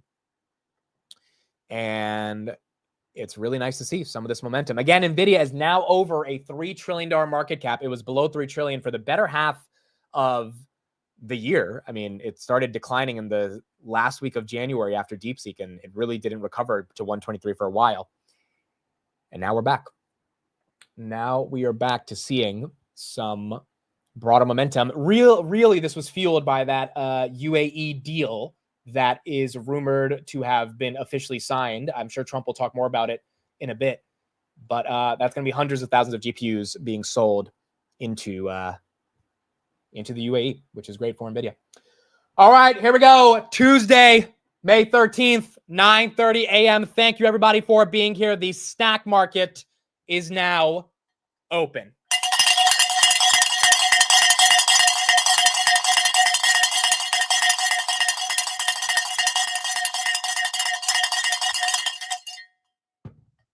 All right, wake your ass up. Let's get into it. Nvidia, 124.69. That's up about 1.4% on the day as Trump is in Saudi Arabia currently. Tesla right here, 319. That's up about 0.4%. SoFi, 1422. That's up 1.2%. Amazon, 210. Robinhood, 59.10. 60 is going to be hard psychologically. I'll check resistance in a second, but 60 would be big if we're able to break through. Palantir, 119.89. Looks like Palantir wants to get 120 once again. Nvidia right here, 124.78. You got Google right here, 158.05. SoFi again, 14.22. Meta, 6.45. That's up about 1%. Archer is at 9.94. Not too bad for Archer. Where is Rocket Lab? Rocket Lab right here, 22.04. Rocket Lab up 4% here on the day. So you're seeing some momentum right now on the Rocket Labs of the world. Bitcoin 103.78. That's green. Dell's at 103. Verizon's at 43.07. Walmart is a little bit down on the day. Uber is a little bit down. Let's go to Apple, which was up 7% yesterday. Apple right here, 210. That's up 0.35% or down 0.35. But Apple recovering from that 189 low that it put in a couple weeks ago. We have some red candles on Tesla. Have a couple red candles on Google. Nvidia, there she goes, 125.30. There she goes. There she goes. And then Palantir back to 121, baby. 121.97, up 3% on the day. 122 on Palantir. Robinhood coming to 60 would complete the trifecta. Palantir above 120, Nvidia above 125. Let's see if Hood can get back to 60, and then Tesla getting back above 320 would be very nice. SoFi as well, 14.33. Amazon at 210. Where is HIMS? HIMS is green by 3.2%, 56.95. 56.95. Let me check resistance on Hood for 60. We've got at 60, 98,000 shares waiting. 98,000 shares waiting, which is not too crazy. I think we can get there. Nebius I will have someone come on Wednesday on the market close to discuss this stock a lot more, but they are green by about 0.45%. They were up 17% yesterday. So Wednesday after the close, we'll have someone to give us a little bit more of a deep dive on NBIS, Nebius. Meta right here at 643, Palantir 121. We just cracked 122 on Palantir, so let's see if we can get back to those levels. And then Nvidia not slowing down at all, 125 on Nvidia. Coinbase is up 15% because they are now included in the S&P 500. They deserve it. Hell of a company. Brian Armstrong started this literally with pennies to his name, and he turned it into a multi-hundred, or I think at this point, $100 billion company. The Coinbase's market cap is, just about 100 billion. So they deserve it. 238, 15%, big win for the crypto industry. And, this is the beauty of being a founder-led company in America. You never know. Sometimes you can take things literally to the moon. So Coinbase right here, 239, AMD 110, that's up 1.7%. So AMD getting some love. And then Tesla back above 320. Tesla back above 320. Where is Grab? Is Grab joining the party? Is Grab joining us? Of course not. Of course not. Because that 1 cent on Grab that the market makers do not want to give us, unfortunately, is what they won't give us right here at $4.99. One day we'll get it. Archer, where is Archer? Archer is green, 15%. Not really a big earnings for Archer. It was relatively flat across the board on revenue and EPS. They did announce that they are making updates to deliver their midnight eVTOL to the UAE by the end of H2 2025. So if you believe in that, believe in their potential, believe in their backlog, they have $1 billion in cash, $5 billion market cap. That is kind of the investing thesis on Archer currently right now. ASTS also had earnings yesterday. They are up about 2%. So that's relatively flat. Again, Rocket Lab right here, 22.37. That's up 5% on the day. That's basically getting to where it was before the earnings dump of 10%. So nice to see Rocket Lab getting some momentum. If you bought at 20 or 21, you've been able to benefit off that dip. Palantir right here, 122 again. SoFi 14.18. Robinhood stuck at 59, trying to get 60. Tesla hit 320, right back down to 318. Nvidia, my goodness. Every dollar on Nvidia is $23.7 billion in market cap. So it's a big deal when Nvidia moves up $1. That's a lot of money that is exchanging hands. The VIX, take a look at that, well below 20, 17, down 4% on the day. The S&P 500, 583, that's flat, but we are above the 200-day moving average in a really nice way. HIMS right here up 4%, ELF up 2.4. All of the China names like Nike, ELF, Lululemon were up about 15% yesterday and up about 1% on the day now that the China tariffs are coming down. Alibaba right here at 132 as well on the day. We're green, folks. We are green. We are green, green, green on the day. CARP is with Trump in Saudi Arabia. I don't have a video, unfortunately, of them, but we do have a picture of CARP with both MBS and Trump. So this is the picture right here. We did have a video of Elon and Sam Altman talking to them. I didn't know these many tech leaders were going to be here today, but apparently everyone is there.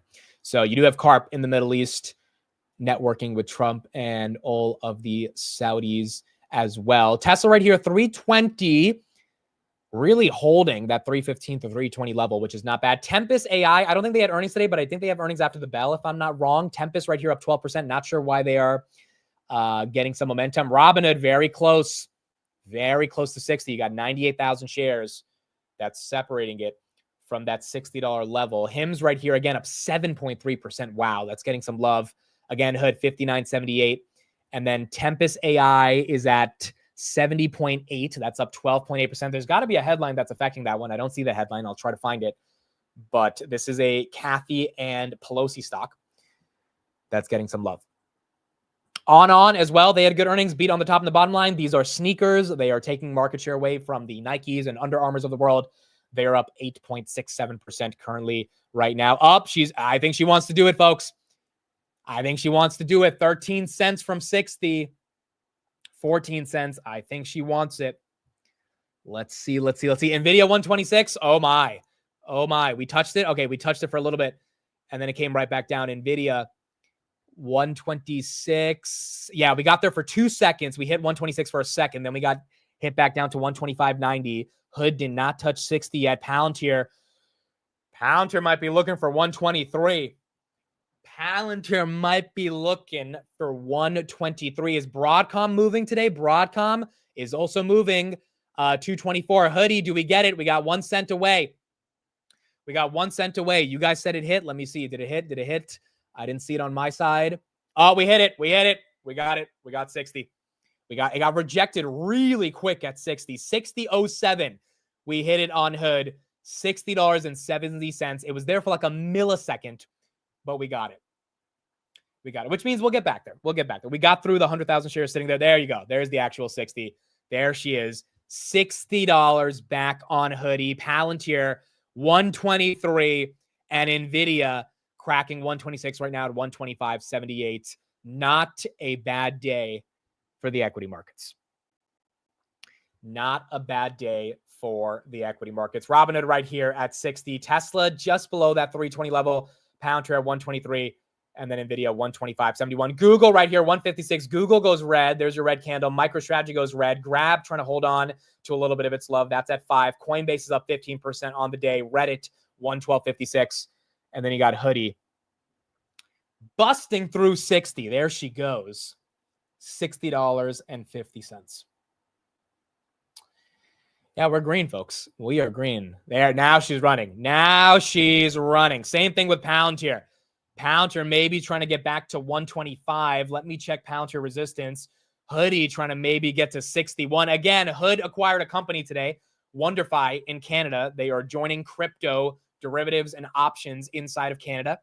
And CPI came in better than expected at 2.3 versus 2.4. So those two together can definitely be helping Hood. In terms of Palantir, 124 resistance is 74,000 shares. 74,000 shares on Palantir. These are the days for why we invest. That is correct. These are the days for why we invest. Where is SoFi? SoFi's at 14.18, still above 14, which is nice. Still above 14, which is nice to see right here on SoFi. Amazon 213 really getting some love. Again, it fell to 180 after earnings. Meta trying to crack 650 right here. Robinhood well above 60 at this point. Now the question is, can we crack 61? Oh, is Hims getting 60? Wow. Okay, there you go. There's Hims. Looks like Hims did not want Robinhood to have all the fun. Congrats to those who own Hims. There you go. Short floats at 34%. Market likely is A, either realizing their growth, or B, realizing it's hard to bet against these guys given their growth. And as a result, I would imagine you're seeing a bit of a squeeze right here. Hoodie is trying to go for 61. She's not stopping right here. This is kind of a delayed earnings reaction, to be honest, because those earnings were incredible. And now that this China volatility is hopefully done, we got good CPI and hopefully some strong momentum going into Q2 on Robinhood. The market's kind of pricing that in. And we're getting that momentum. Nvidia's at 126. There she goes. Nvidia 126.25. My goodness. Nvidia, Hood, and Palantir just on a run. Hims as well. Rocket Lab above 22. I mean, dude, it's it's a wild day. But we also had some crappy days in April, right? We had some crappy days in April. So it's like, you know, when you lose 20, 30% of your net worth, when your retirement account cuts in half, if you're a little bit older and you're thinking of retirement and you saw, you know, you were betting on Meta because you bet on Zucks at $100, you weren't planning to leave him at 700, and then that 700 turns into 480. You know, those are gut-wrenching days of volatility. And it's something most of your friends and family will never have to experience because they're never going to take that risk. But we do. We take that risk. But we take that risk for days like this, where a stock can go up $4 or $5, and if you have 10,000 shares, you're up 50,000 on the day. And you know, it's something most people will never experience, but it is a pretty euphoric feeling. It is a feeling that doesn't come often, right? It's a feeling that you have to go through a lot of pain to get to. But when you get that feeling, it's a hell of a feeling because it's not easy to get it. 61 on Hoodie. 61 on Hoodie. Is Hims breaking 61 as well? Hims is looking like it wants to break 61, but Hoodie, there you go. You got 61 on the day, and it's getting some momentum. Where is Shopify? Shopify as well. Yeah, Legend's lagging. You guys can see it right here. I'm going to leave Legend for a second. Legend is lagging. I think there's a lot of people probably using Legend right now. It's lagging. Let's go over to Webull just to get rid of a little bit of that lag. Robinhood right there, 60.9. And then Shopify, that was up 13% yesterday. They got included to the NASDAQ. They're up another 4% on the day. So you got Shopify right here getting some love. And then HIMS is at 60.9 as well. Oh, HIMS hit 61 as well. HIMS hit 61 as well. Even my Robinhood app is being a little laggy. So I can imagine Legend lagging as well. Well, I mean, the silver lining there is there's a lot of people that are probably using Robinhood right now, and that's probably straining some of their servers as well right now. HIMS and Hood both hitting 61. Dude, they're basically the same price. HIMS is at 60.78. Robinhood's at 60.82. This is hilarious.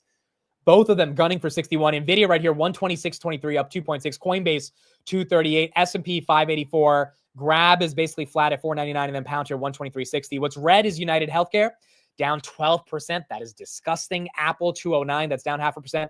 Johnson & Johnson down a little bit, and then CVS down 5%. J&J down about 2.8. Hertz is down 20%. Hertz didn't have the best earnings. Bill Ackman's probably not happy right now. Hertz down 20%. Plug Power down 6%, and then MongoDB relatively flat on the day. Celsius is up a little bit. Trade Desk is up after being up 20% last week. AppLovin up 3% after being up 17% last week. Webull down about 0.5% after being up 7% last week. Zillow is up a little bit. Google down about 1.3%. Google continuing to get disrespected. SMCI is up 6.2%. Not bad. The semis not doing horrible at all today. ARM's up 1%. ASML's flat. Broadcom's up 2%. SMCI's up 6%. AMD's up 1.3%. And then Nvidia up 2.5%. Currently right now. And then, of course, Snapchat wants to go to $9 after I sell it at $8.50. But there you go. Snapchat getting some love. Coinbase, 240, 15% on the S&P 500. VG, they dumped in the pre-markets. They are now up 1.14. Not pumping like crazy, but they did dump, and now they are up. They were up 15% over the past, I think, 2 weeks. So even more than that. The stock was like $7. Now it's 10. So it's had a little bit of momentum going into the print. VG right here up 1.4% currently right now. And Hoodie, 60.77 on the day. Is HIMS almost 62? All right, folks. I think HIMS is squeezing. It touched 61.91. Volume is 9.9 million shares. Market cap, 13 billion. I think HIMS is squeezing. I think that's what's happening. It feels like that's what's happening currently right now in front of us. I talked to a couple people in HIMS yesterday, including Roy yesterday on the podcast. Roy said that he's selling into the strength. Talked to a couple other people. They also said they're selling into the strength. I don't know if chasing this makes the most sense in the world. I mean, you have 30s, 40s, and 50s to chase. I did buy a 28, sold at 40. I made my money. And so I don't really feel comfortable chasing it. I do still think it's cheap, though. And I do still think, getting back to 70 is not going to be crazy given the short float, especially if the shorts double down. But some of the main HIMS bulls I've been talking to are selling.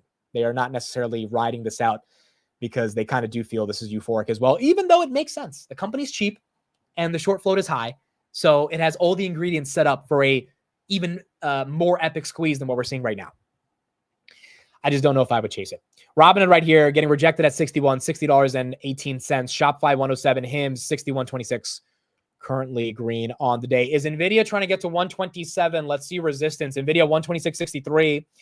127 has 139,389 shares. So you got about 140,000 shares waiting on 127 for Nvidia. Okay, here's the question. Are you selling and taking any profits today? Are you selling and taking any profits? I'll ask in the chat as well. Are you taking profits today? Yes or no? Are you taking any profits today? Simple yes or no.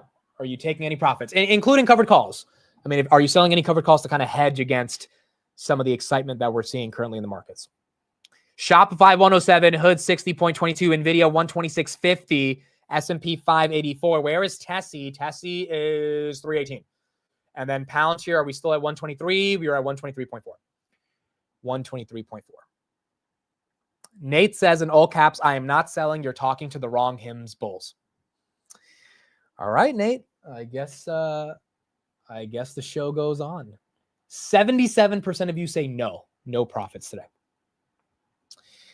All right. I mean, I'm with you guys. I'm not selling anything either. Like, not before Nvidia earnings and not into potentially more trade deals. Like, I don't know. I did a decent amount of buying of Nvidia over the past month and a half. I bought a decent chunk of Robinhood as well. Bought on the earnings dip at 46, bought a ton at 42. I bought last Friday at 55. Like, so at this point, I'm kind of holding out as well. Also, I mean, the other reason I'm not selling right here is because if I sell, where do I put the capital? Right? Being in cash is fine, but it's like, where do you allocate that capital? And is there a opportunistic reason to being in cash when the worst of the tariff news hopefully has been baked in? I mean, I don't know. I did see some big accounts on Twitter yesterday saying they're selling 85% of their exposure. They ran up with the market momentum from 480 on the S&P to 580, and they're taking all their chips off the table. And to me, I'm like, that's fine. There's nothing wrong with doing that. But the question is, if you think we're going to get another dip that is substantial, not to 4,800, but maybe to like 520 on the S&P, that's another 10% down. Do we really have another 10% wick waiting for us on the S&P 500, which would mean 20 to 30% across all these stocks? Because if the S&P falls 10%, a lot of these growth stocks are going to get hit pretty badly. I don't know. I just don't know if we have another 10% down in this cycle meaning 2025 waiting for us, that would cause me to be excited to go all cash. I don't know. I think it's a bit hard to get that aggressive there currently right now. Austin says, why are people panicking that Google is down less than even a full percent? I think people are just annoyed that Google's not getting any love on a day when the market's ripping. But granted, individual stocks are ripping today, not the S&P. The S&P is up about 0.22%. But I would be excited if I was a Google shareholder, because this thing was at 149 and now it's at 156. The sort of discount that the market gave you after the Apple news came out, it's not holding up, at least not right now. So maybe the market's not necessarily that scared about what people thought about last week on Google. 6.94 trillion is in money market funds. So we still have a ton of, that's another good reason to not necessarily be in cash. We have a lot of cash, hopefully, that's going to be leaving those money market funds when they see that their interest that they're getting on in terms of the yield is down by 25 bips if J-Powell hopefully cuts. That money is going to need to allocate somewhere else. ISO Dose, thank you for the $10 super chat. Love your channel, mate. Watch it every day. What are your thoughts on watching option flows? Huge single day SPY calls Friday before the China deal. 122.3 million in Nvidia calls yesterday. Seems too easy. Okay, so I am a fan of option flows. I don't look at them all the time. And that's really because I'm not actively trading. Like, I'm getting a little bit more into swing trading. And I think if you're actively trading, that's when option flows make the most sense. If you're going long or short on a stock, option flows are definitely helpful as well. However, there are some nuances to looking at option flows. I mean, take a look at this right here now that you bring it up. And for those that don't know what option flows are, they're basically looking at aggregate data of what market participants are doing in the derivatives market of any stock or of the aggregate indices, in terms of if they're buying or selling calls and puts and increasing, decreasing their long or short exposure. Take a look at this yesterday. Someone bought 8.25 million of Nvidia $122 puts expiring September 19th, 2025. As soon as you see this, someone might think, oh, that's bearish. Someone thinks Nvidia is barely going to be above $122, or more reasonably is going to be well below $122 by September of 2025. They bought $8 million. This was a single order, 6,685 puts on Nvidia for September 2025. However, I think you also have to remember, wait a second, what if that person is hedging a $100 million Nvidia position, right? So it's not just a question of, oh, they're buying puts, they're bearish. It could be someone who has a lot of Nvidia and they're saying, you know what, if Nvidia goes to 150, I'm going to make a lot of money. But if Nvidia goes below 120, I'm going to lose a lot of money. So let me put up an $8 million hedge just in case Nvidia goes down. So I think option flows, you have to be kind of nuanced in how you're reading them to be able to make a definitive argument. I mean, someone bought $4.5 million of Snapchat out of the money calls the day before earnings that were expiring the next day. That one didn't work out. Snapchat fell 20%. But then someone also bought $900,000 of in-the-money Microsoft calls right before earnings, and Microsoft was up 10%. So I think option flows, really, it's just a question of reading the nuances between them versus assuming they're 100% going to be right or wrong. Shopify right here, 107. Robinhood, $60.49. Nvidia, 10 cents away from 127. 10 cents away from 127. I think she wants it. I think she wants it. 126.92. We got 153,000 shares. It was 139,000. So now there's another 29,000 shares. 3 cents away. It is very close. Let's see. Oh, we touched it. We touched it. We touched it for a second. It was literally a millisecond. Is that wall gone? That wall is not gone on my side, but Webull showing that we touched it. We did touch it, but I'm still seeing a wall. I think we should be able to get over it pretty quickly. Let's see if we can get there again. Let's see if we can get there again. Let's see if we can actually. That was like less than a millisecond, dude. That was quick. You guys can see that right there. 127. I'm still seeing 150,000 shares up for sale though. That might just be different brokerages showing different things, but let's see if we can actually get above it in a meaningful way. Yes, we touched it. We finally touched it. 126.94. Let's see if we can get up there. Phil said I bought 10 contracts of 130 Nvidia calls on Friday, already up 110%. Congrats. Shout out to Chris Camillo. He bought 110 calls last week before the Trump UAE stuff was announced, and he absolutely nailed those. There we go. 127 on Nvidia. Now she's busting through 127.16 on Nvidia. There she is. Now you got every exchange showing 127. I'm just happy I don't have covered calls this week, dude. I am really happy I do not have covered calls on this week. There she goes. 120. I mean, who knows, man? 130 before earnings. Maybe there's a shot. Nvidia is up today. Let me do the math. The exact math is $96.32 billion in market cap. $96.32 billion in market cap. So you got a lot of money entering the stock on the day. Pouncer just below 123. Google again is down. Nvidia 127. HIM 61. And then Robinhood 60.42. Up about 5%. Robinhood is not that far away from all-time highs. And when it was back at $30, it was, you had to have a lot of conviction that this name was going to be okay during the year. But we're back. We are back. And I don't know if we have to hit all-time highs, which is around that 65 range. But if we can close above 60, I would be very happy. If we can continue to be in the 60s, that would be very bullish for Hood. Now, the thing is, Hood is very high beta. So if Bitcoin falls to like 95,000, Hood's going to fall, right? So that's something everyone has to remember. If the S&P falls 3%, Hood's going to fall as well. So it's one of those things that is still a cyclical business, but the cycle right now looks like the worst of the tariff news is being priced in. And as a result, Robinhood is pulling forward a lot of their momentum and growth for Q2, which is why the street's excited right here, up about 4.9% of the day. Tessie back to 320, and Nvidia still holding 127. Now she's cracking through. Well, what's better than 127? 128. Let's check resistance at 128. Dolores, 231,000 shares. 231,000 shares. We're waiting to be sold to get to 128. Grab is at 499. Grab is acting, as Roy would say, as a stable coin.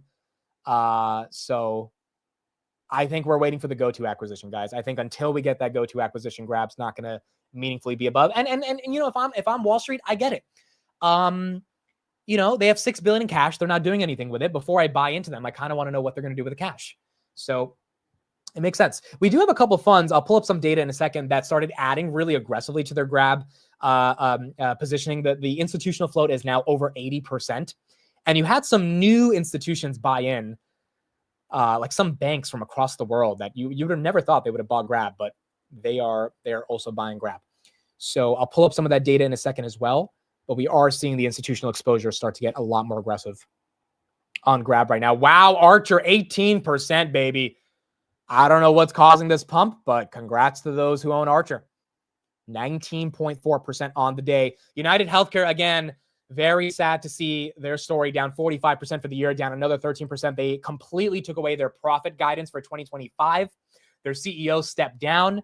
That, along with the other issues in regards to the Trump executive order that was announced yesterday, all of that creating some pain on United Healthcare, down about 13.5% on the day, 45% for the year. We haven't looked at SaaS companies in a while. Let's go to the SaaS list. So Snowflake 182, that's green. Datadog's a little green. Oracle's green. Oracle 159. Oracle was at 136 last week. That's when Steve was getting a bit more excited about it. CrowdStrike right here at 436.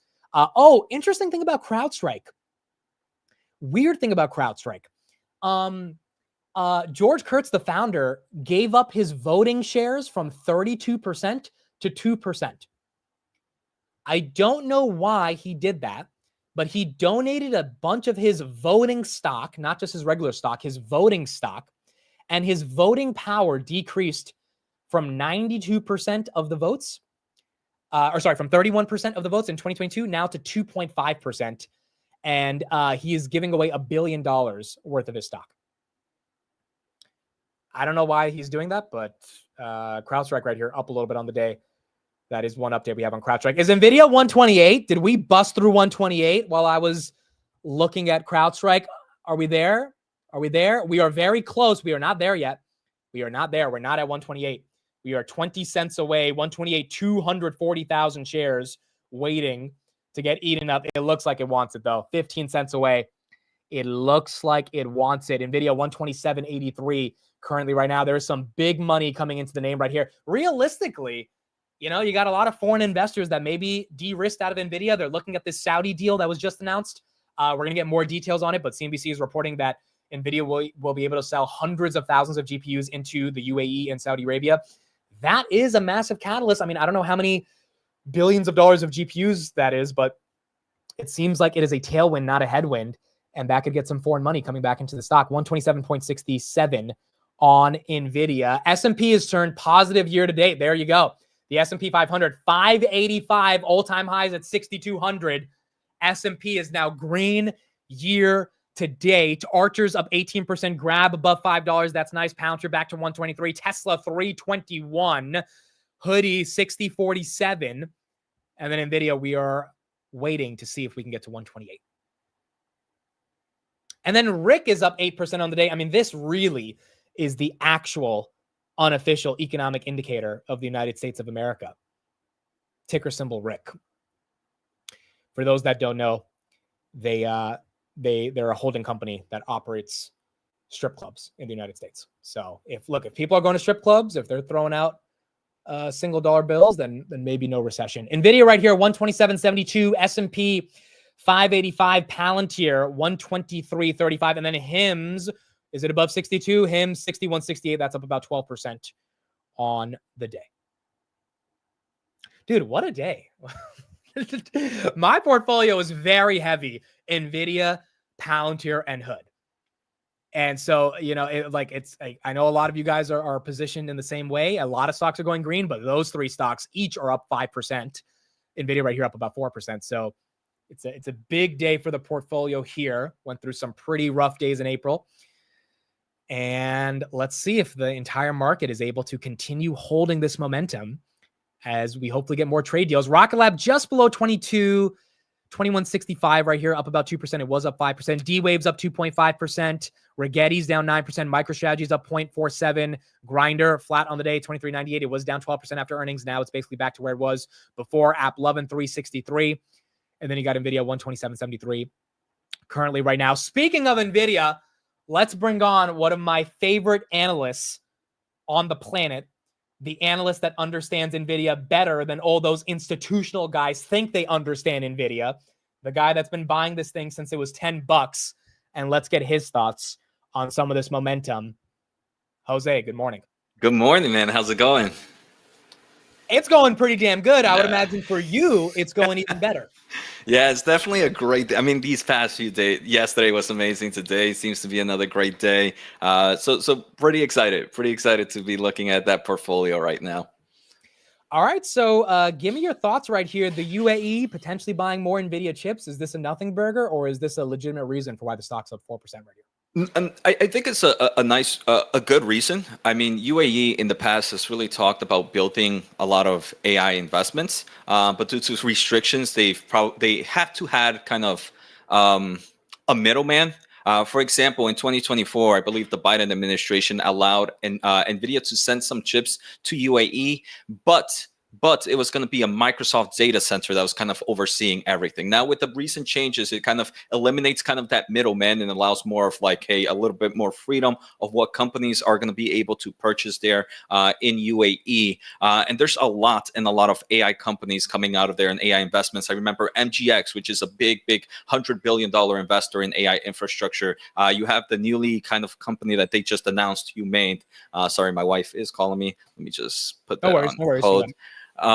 Humane, which just came out, and then there were last year there was kind of like a world government summit, and the Crown Prince was talking to Sam Altman on how his goal for that part of the world is to kind of start to reduce the dependency of oil in that part of the world and kind of go focus more tech centric. So you have seen that part of the world kind of become a little bit more tech heavy, and it kind of just showcases the amount of money they have available to them. And now with kind of this green flag, we get to see if they have that money there, if they're willing to put their money where their mouth was. And I do think they are. I think we're going to see some nice investments in Blackwell GPUs, and can hopefully offset some of the losses that's coming from the Chinese market. Now, I think the other kind of thing here, it kind of showcases that the current administration is definitely using these chips as a trading chip, as a trade chip, as a bargaining chip. So it kind of opens up the hope that the H20 and some of the other chips may also be back into the China market, as we are kind of seeing this US and China trade deal as well. So I believe it creates kind of at least a possibility that some type of chips can re-enter the Chinese market in the future. Maybe not the most advanced, but maybe kind of the weaker down version. So I think that's also what might be exciting some of the Nvidia investors, kind of that hope of the Chinese market maybe eventually reopening. Okay, so I have a lot more questions, but before I ask you some questions, do you want to take 5 minutes and just call the wifey, and then you'll be back? Because no issue if you need to call her. No, I don't think it's that crazy. Okay. I'll call her back later. I'll call her in 10 minutes. Okay, because I know you have a kid. If she's calling about the kid or anything, then you know. Okay. All right. So here's an interesting question. Because I don't know this, has Nvidia not been able to sell to the Middle East for the past 5 years? Like what is our relationship with Nvidia in the Middle East? Yeah, so in the past we've had kind of similar restrictions to China, where we're only able to send kind of like the really weak down versions, or even have a license. So you haven't really seen much chips enter that market. What you have seen though is, like I mentioned, the one bullish sentiment we had last year with the Biden administration is they allowed some chips to be sent there, but it had to be overseen by a Microsoft data center. So Microsoft, a US company, was doing all the overseeing. So obviously a company doesn't want to be overseen by anybody at the end of the day, no matter how big or small that company is. So by the way, there's Jensen. There is Jensen on the screen. So we saw Elon and Sam Altman. Now we're seeing Jensen on the screen. Go ahead. Yeah, a lot of AI companies going there. I mean, like I mentioned, this is a part of the world that's really trying to focus on AI infrastructure. And like I mentioned, last year, Sam Altman was there. They had a huge AI event. We can see Jensen here. So, I mean, it also opens up the opportunity where maybe a Microsoft, a Google, or some of these other players were saying that maybe we want to build a data center in that part of the world, but because of restrictions, we don't want to go through those hurdles. Now, as this easing, you can also see these big tech players, if there is demand, they now can go, oh, look, we actually have the opportunity to start building the data center. So it does open up a nice market opportunities for not just new investors, but for massive cloud server providers as well. So I didn't know that. I didn't know we were not really able to sell to the Middle East.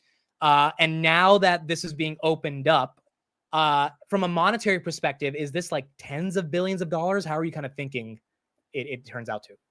Yeah, so I think that's the biggest thing, because even in China, we weren't able to send the biggest chip, but China was still a huge kind of market driver. It wasn't the same with the Middle East at the moment, but maybe they were just waiting for these bigger chips to come out. And they were also just making a lot of external investments outside of their country. They were kind of making investments here in the United States. I wonder if they're just going to bring a lot of that money into them. In this, what I'm really curious is this upcoming earnings. What does management give us on updates on this? Is this going to help increase kind of forward-looking statements and forward-looking guidance? If I was to guess, it would be kind of for this year low, maybe low to mid single billion digits. Nothing too crazy, but if we start to see that innovation in AI, this can potentially be up to $10 billion in the upcoming years. But I think for now, I'm going to be very, very conservative and say kind of low to mid single billions of dollars, which is still crazy, especially since we are kind of getting that headwind from the Chinese market right now.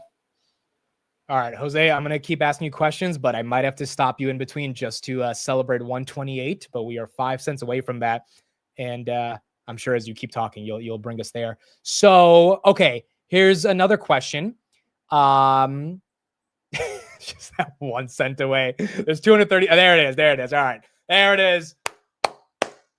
128. I don't got to interrupt Jose. Jose's sweet words about Nvidia were enough to get us there. There we go. 128. Congratulations, everybody. This stock is up 4.3% on the day. One of the best days Nvidia's had in a pretty long time. Okay, here's another question, Jose. Let's get juicy. National security. The Saudis, they don't really embrace Western values. We're giving them our best chips in Blackwell. How do you think Trump and Jensen are thinking about giving not adversaries, but countries that don't necessarily embrace values that we embrace, the best AI technology in the world? How do you reconcile that as an investor? Yeah, and this is the tricky question, right? Because when national security is a big issue, and it's like, do you want to not give these chips to maybe potential enemies in the future? And for those that are not familiar, my prior job as an engineer, I used to work for a lot of government defense contractors. So national security is definitely something that's kind of drilled into me due to prior work experience. But the other, so that's the first point of viewing. But then the second point of viewing is something that we're hearing a lot of big tech companies do, that if you start to push out U.S. technology and infrastructure from certain parts of the world, then what you're going to end up happening is very similar to what we saw in the communication networks, where Chinese companies started to build the infrastructure all over the world because we kind of prevented U.S. companies from sending certain parts of communication technology to other parts of the world. So I think now with national security, with AI, the administration is, one, trying to make sure they focus on maybe slowing down some of the competitors, but also trying to make sure that the whole world is going to be running on US AI infrastructure. And I think that's going to be the most important thing in the long term of things, because eventually a country will be able to maybe create not a true competition to Nvidia, but something where they can develop AI. So I think on the long-term view, the most important thing is to have United States AI infrastructure running the world, opposed to maybe trying to take the lead right now. But eventually, if you take the lead right now, maybe the market might try to take competition elsewhere. So I think AI infrastructure globally from the US is going to be the best thing. And I think that's very bullish, obviously, for Nvidia. But there are, I know you're probably getting in the chat, companies like AMD and other players that can also benefit from this news as well. Yeah, so I think that's a big deal, right? Because at the end of the day, yes, we probably don't want to be giving them the best technology in the world, but it's inevitable. If we don't give it to them, Huawei's eventually going to sell to them. And second of all, we want good relationships with them. They have a lot of oil money. Tesla, by the way, 324 right now. That oil money needs to go somewhere. We would rather it go into American infrastructure, American technology, American investments, American jobs, versus going over to Chinese companies that probably would have a more malicious intent with what they're doing with their AI technology. So I think from that perspective, there's a way to definitely make the case that Nvidia should be selling. Well, here's another question, Jose. Does AMD benefit from this at all? Because, AMD's up a little bit, but Nvidia seems to be the one that's really moving right now. Yeah, I think right now the world still, it really prefers Nvidia chips. AMD can definitely benefit from it. I mean, like I mentioned, it could help increase the exposure of other data centers globally. And Oracle, for example, Oracle is a massive AI data center company, and they are very global. Extremely global. They like to build data centers almost everywhere. So they are a nice customer of AMD, and that could be kind of a nice potential bullish case for AMD as you're kind of seeing more growth. And they also do have the AI event next month that maybe they might show some interesting customers as well. Okay, so let's do a little preview of Q1 earnings. By the way, if anyone has some questions in the chat, I think we got Jose on for like 5-7 more minutes, so you can put some rapid fire questions. I'll ask him anything to do with semis. We'll get his quick take on it. Earnings, I mean, I think you think they're going to do well. That China revenue, we're going to have to make up for that. How do you think we're going to navigate the expectations that the street has on Nvidia? Yeah, so I am very bullish for Nvidia. I mean, especially at these prices still. For earnings, the demand for Blackwell is insane. Channels I'm following are just, and AI investments continues to grow now with more kind of maybe easements on potential recession risk, as maybe we are getting closer to trade deals and not some crazy pricing. I think there's a lot of tailwinds here for the AI space in general. With earnings, I think what I'm more excited is next week. I'm not sure if you're familiar. We do have a Computex event on Monday. It's going to be super late, 11 o'clock at night. But Nvidia does a keynote there. Maybe we might get a little preview of earnings next week, and I think that's what I'm going to be more excited to listen to right now. Got it. Okay, I love it. All right, let's do some rapid fire, and then Jose can get back to calling the wifey, which hopefully we don't get in trouble for keeping you away from her. Real quick, before that, What the Chip Happened, that is Jose's newsletter. If you want to stay updated in the world of semis, I mean, again, like, I'm a little biased, but I genuinely do think Jose understands. Yep. Right now, I'm already working on this kind of Saudi piece. We're also working on, yesterday I didn't do one, so one on the tariffs from yesterday, how it can be beneficial for the semiconductor space, and ARM's earnings that happened last week. So a lot of great things coming in just the next hour or two here, and it's completely free. Yeah, and I'm biased, but I really do think Jose understands semiconductors better than everyone on YouTube, and quite frankly, a lot of people in the world. You know, he's multiple thousands of videos showing his understanding of the semiconductor space. So definitely make sure to check that out. I'm putting his Twitter right there in the description as well. Okay, some quick rapid fire SOXL thoughts on that ETF, Jose.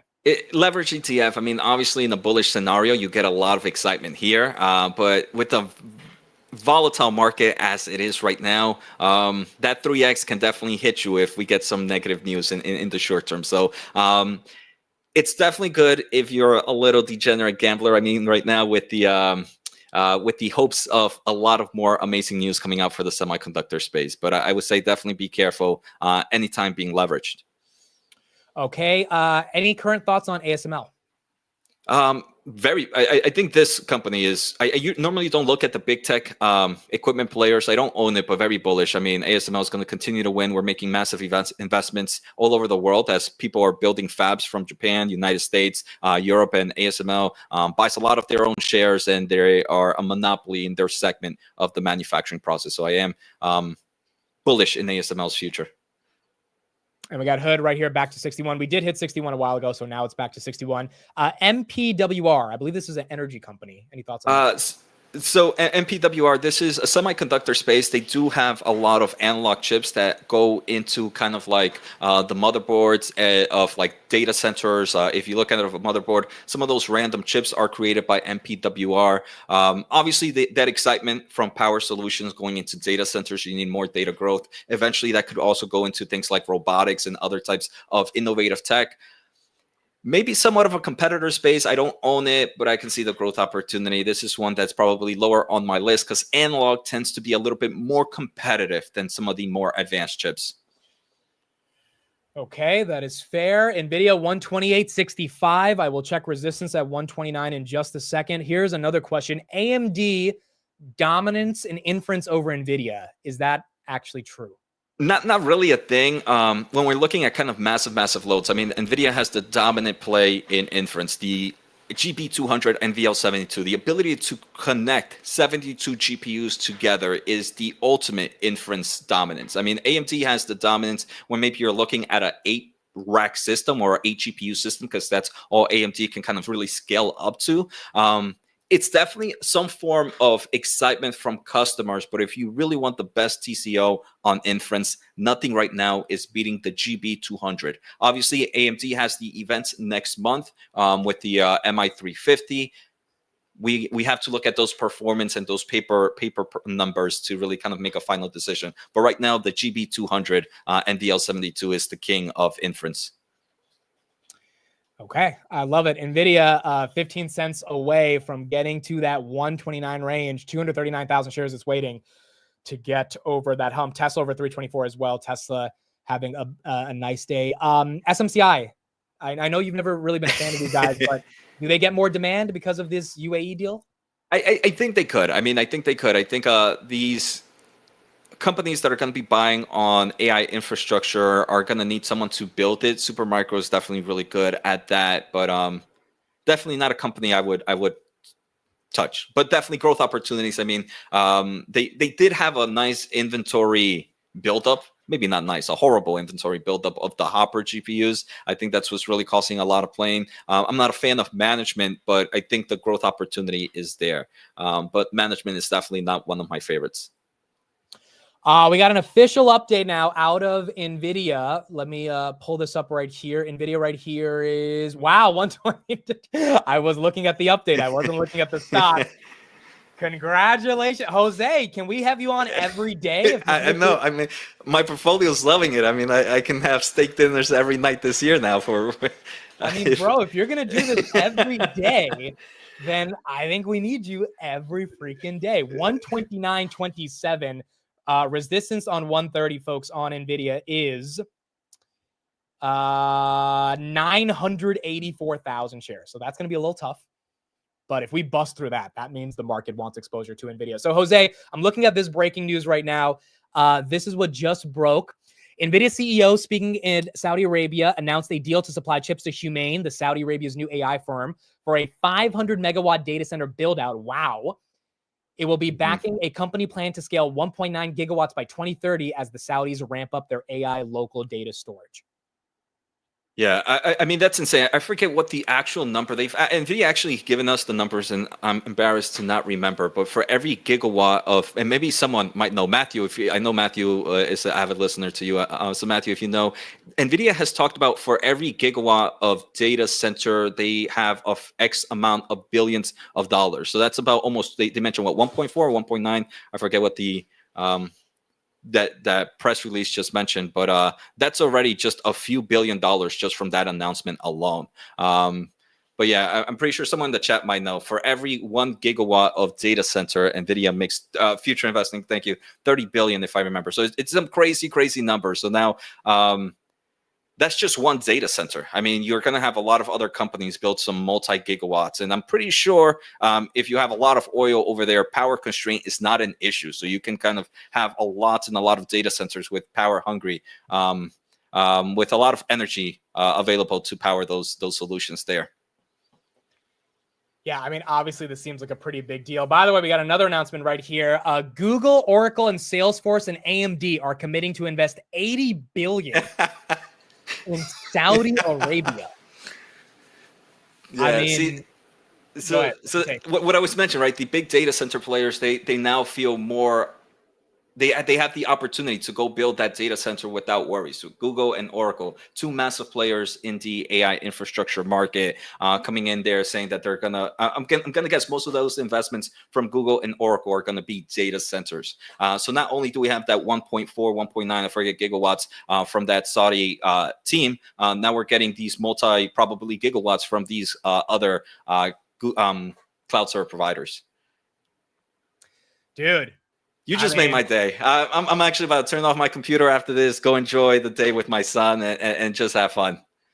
Well, I mean, your son is going to, I mean, in 18 years, he's going to know that dad bought some damn Nvidia when at the start of the AI revolution. I mean, this is pretty incredible, dude. Whatever Trump is doing in Saudi Arabia, I mean, what is your kind of thoughts on just him being in the region and kind of getting these deals done? Do you think he's being productive as a president when it comes to advancing AI?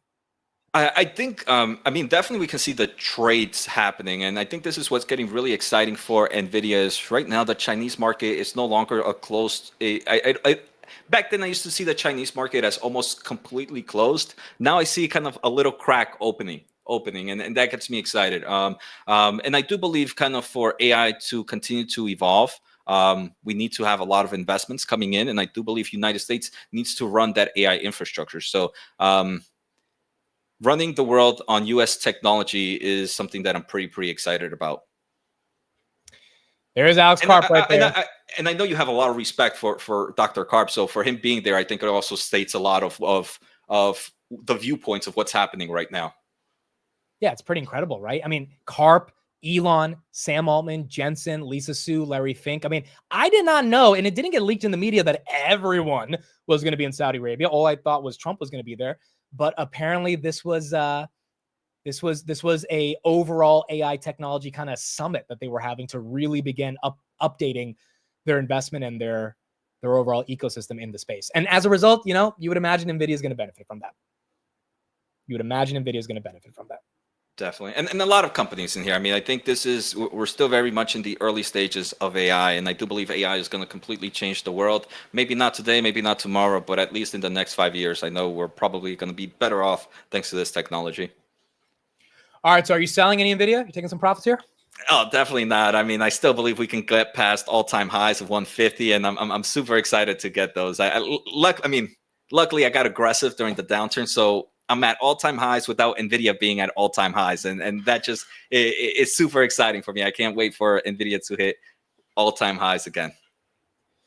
All right. So last question for you again, Jose's newsletter, whatthechip.com, putting it right here in the chat. My last actual question for you, which I think is the most important question I've ever asked you. I don't think I've ever asked you this question, but it's an important one. Go ahead. Like, you know, when she gets upset at you, when the wifey gets mad, because that's inevitable, right? Do you ever just be like, do you know what price I bought Nvidia at? Like, do you ever just like look at her and be like, are you really yelling right now? No, definitely not. I mean, because of her, I was able to quit my job. She has a she's also an engineer and thanks to her job, I got healthcare and I'm able to do whatever I want right now. So I have so much appreciation for the support that she has. So no matter how much Nvidia I bought at early prices, it has nothing to this freedom that I have now that I can work whenever the heck I want right now. Okay, so Jose went the smart route with that answer. He went full on politically correct, baby. But no, in general, that's really awesome stuff. And you know, that's what a power couple does, right? If she's able to give you healthcare, you're able to give her really good investments for your son's future. It's amazing stuff. I'm really happy for you. Yeah, thank you, man. I appreciate the community. I have always a lot of fun here, and Nvidia earnings in a few weeks, and I'm pretty sure we're gonna be I don't know, 2 of us, 3 of us, 4 of us, however many, but I'm pretty sure it's going to be a very exciting earnings call. And next week we have some other cool things with Nvidia as a keynote as well. We'll be live. We'll be covering it. Jose's Twitter right there. You can check him out. Jose, thank you. And in 2 weeks, we'll be live covering Nvidia earnings on the channel. Thank you, Jose. See you next time. All right, cool. There we go. 128.85. I don't know if we break through that 130 level. Again, there's basically 1 million shares sitting at resistance. It's not going to be easy to break through. If we do, then that means this market does not care, and it looks like we are ready to go higher. Guys, I did not know the amount of people that were at this Saudi Arabia summit, conference, whatever you want to call it. I legit just thought yesterday it was Trump, and that's it. Apparently, it's every important person in the world. Trump is going to be speaking live in about 20 minutes from what I'm seeing. It might be earlier than 20 minutes. So we'll go to him as soon as he starts speaking live. But it was a pretty big deal today with all this coverage in terms of the biggest investors and most important entrepreneurs on the planet visiting Saudi Arabia. Let's get a little bit more coverage right here. Robinhood 6150 hoodie trying to go for 62, 6130 right now. Meta at 653, Tesla 322, and then Palantir grab above $5, actually holding above 5 slightly. Palantir 122.65, not bad at all. And then you got Nvidia just at that 129 level. You guys are saying to call Steve. I'll see if he's free. He just texted me. He said, I can't believe Nvidia just hit 128. So he is pretty surprised that Nvidia is getting this momentum as well. And then Hims as well, having a big day and getting some momentum here. Sue, as you can see, all greeting President Trump and Crown Prince Mohammed bin Salman this morning. Let's get to Eamon Javers. He is in Washington. He also has some breaking headlines as we, of course, are awaiting the president's remarks at this forum. Eamon. Yeah, David, the president running a little bit behind in Saudi Arabia, so we don't know exactly when that will start. Meantime, the White House has just put out a list of big business deals it's inking as part of this overall trip. The White House saying it totals up to about $600 billion in investment from major corporations. The White House saying that Saudi Arabian company DataVolt is moving forward with plans to invest $20 billion in AI data centers. Google, DataVolt, Oracle, Salesforce, AMD, and Uber, they say, are committing to invest $80 billion in what they call cutting-edge transformative technologies in both countries.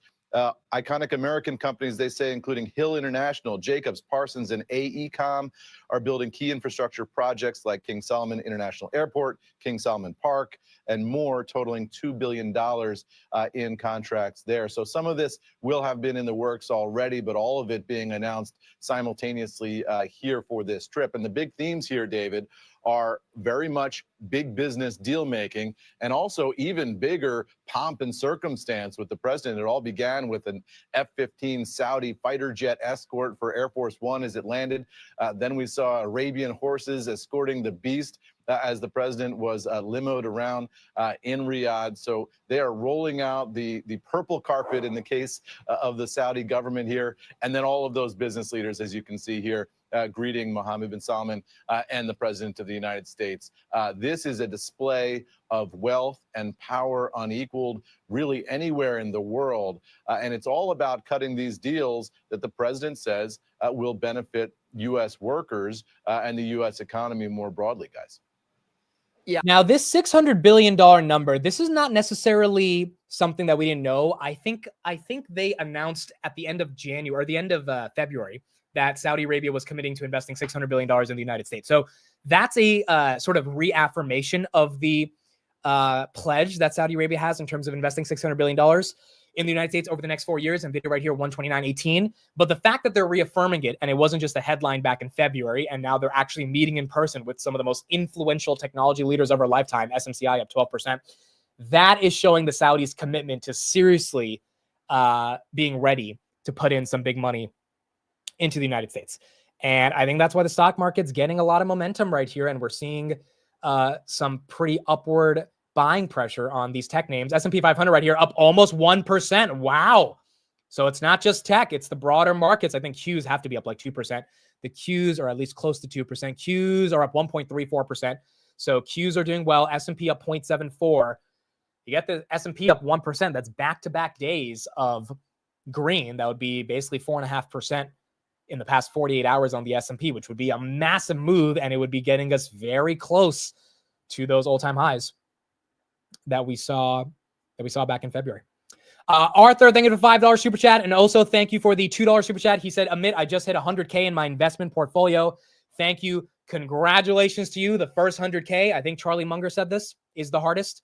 It's not easy to get that first 100K. It takes a lot of work. Most people in America quite literally don't have $500 in their savings account. So being able to have 100,000 in an investment account, not even checkings or savings, is absolutely incredible. So congratulations. You definitely deserve to enjoy that today. And don't take it for granted. Really, do not take it for granted. Enjoy it today, then get back to work tomorrow. But that first 100K is tough. It is not easy. And getting there is very, very, very important. Matthew, thank you for the $10 super chat. You the man. That is all. Appreciate you, Matthew.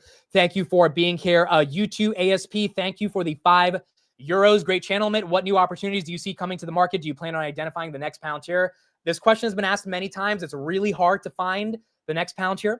All of us, trust me, for the past year and a half have been trying to find the next Palantir that has this big retail community that is salivating over every little detail, that has a charismatic CEO that can get the world interested. It's probably never happening again in my lifetime. I mean, it's going to be very hard. I think I would be pleasantly surprised to see a next Palantir. I don't think it's going to happen. So Palantir is the next Palantir. But in terms of the next big stock that I think can make a upwards move, the answer is Grab. And there's a long thesis on this. It's on my Twitter. You can read through it. I'm not going to go through it right now. It's not going to be going from 5 to 120 in 2 years like Palantir did. Literally, Palantir went from 6 to 125. But I do think we can get a double on this stock over the coming years. And that is kind of my next big play. So outside of that, I think Palantir is the next Palantir. And I think Palantir will continue to be respected by the market as they grow into the valuation and expand the ability for them to maintain AI momentum. Bank of America raised the price target from 125 to 150 yesterday.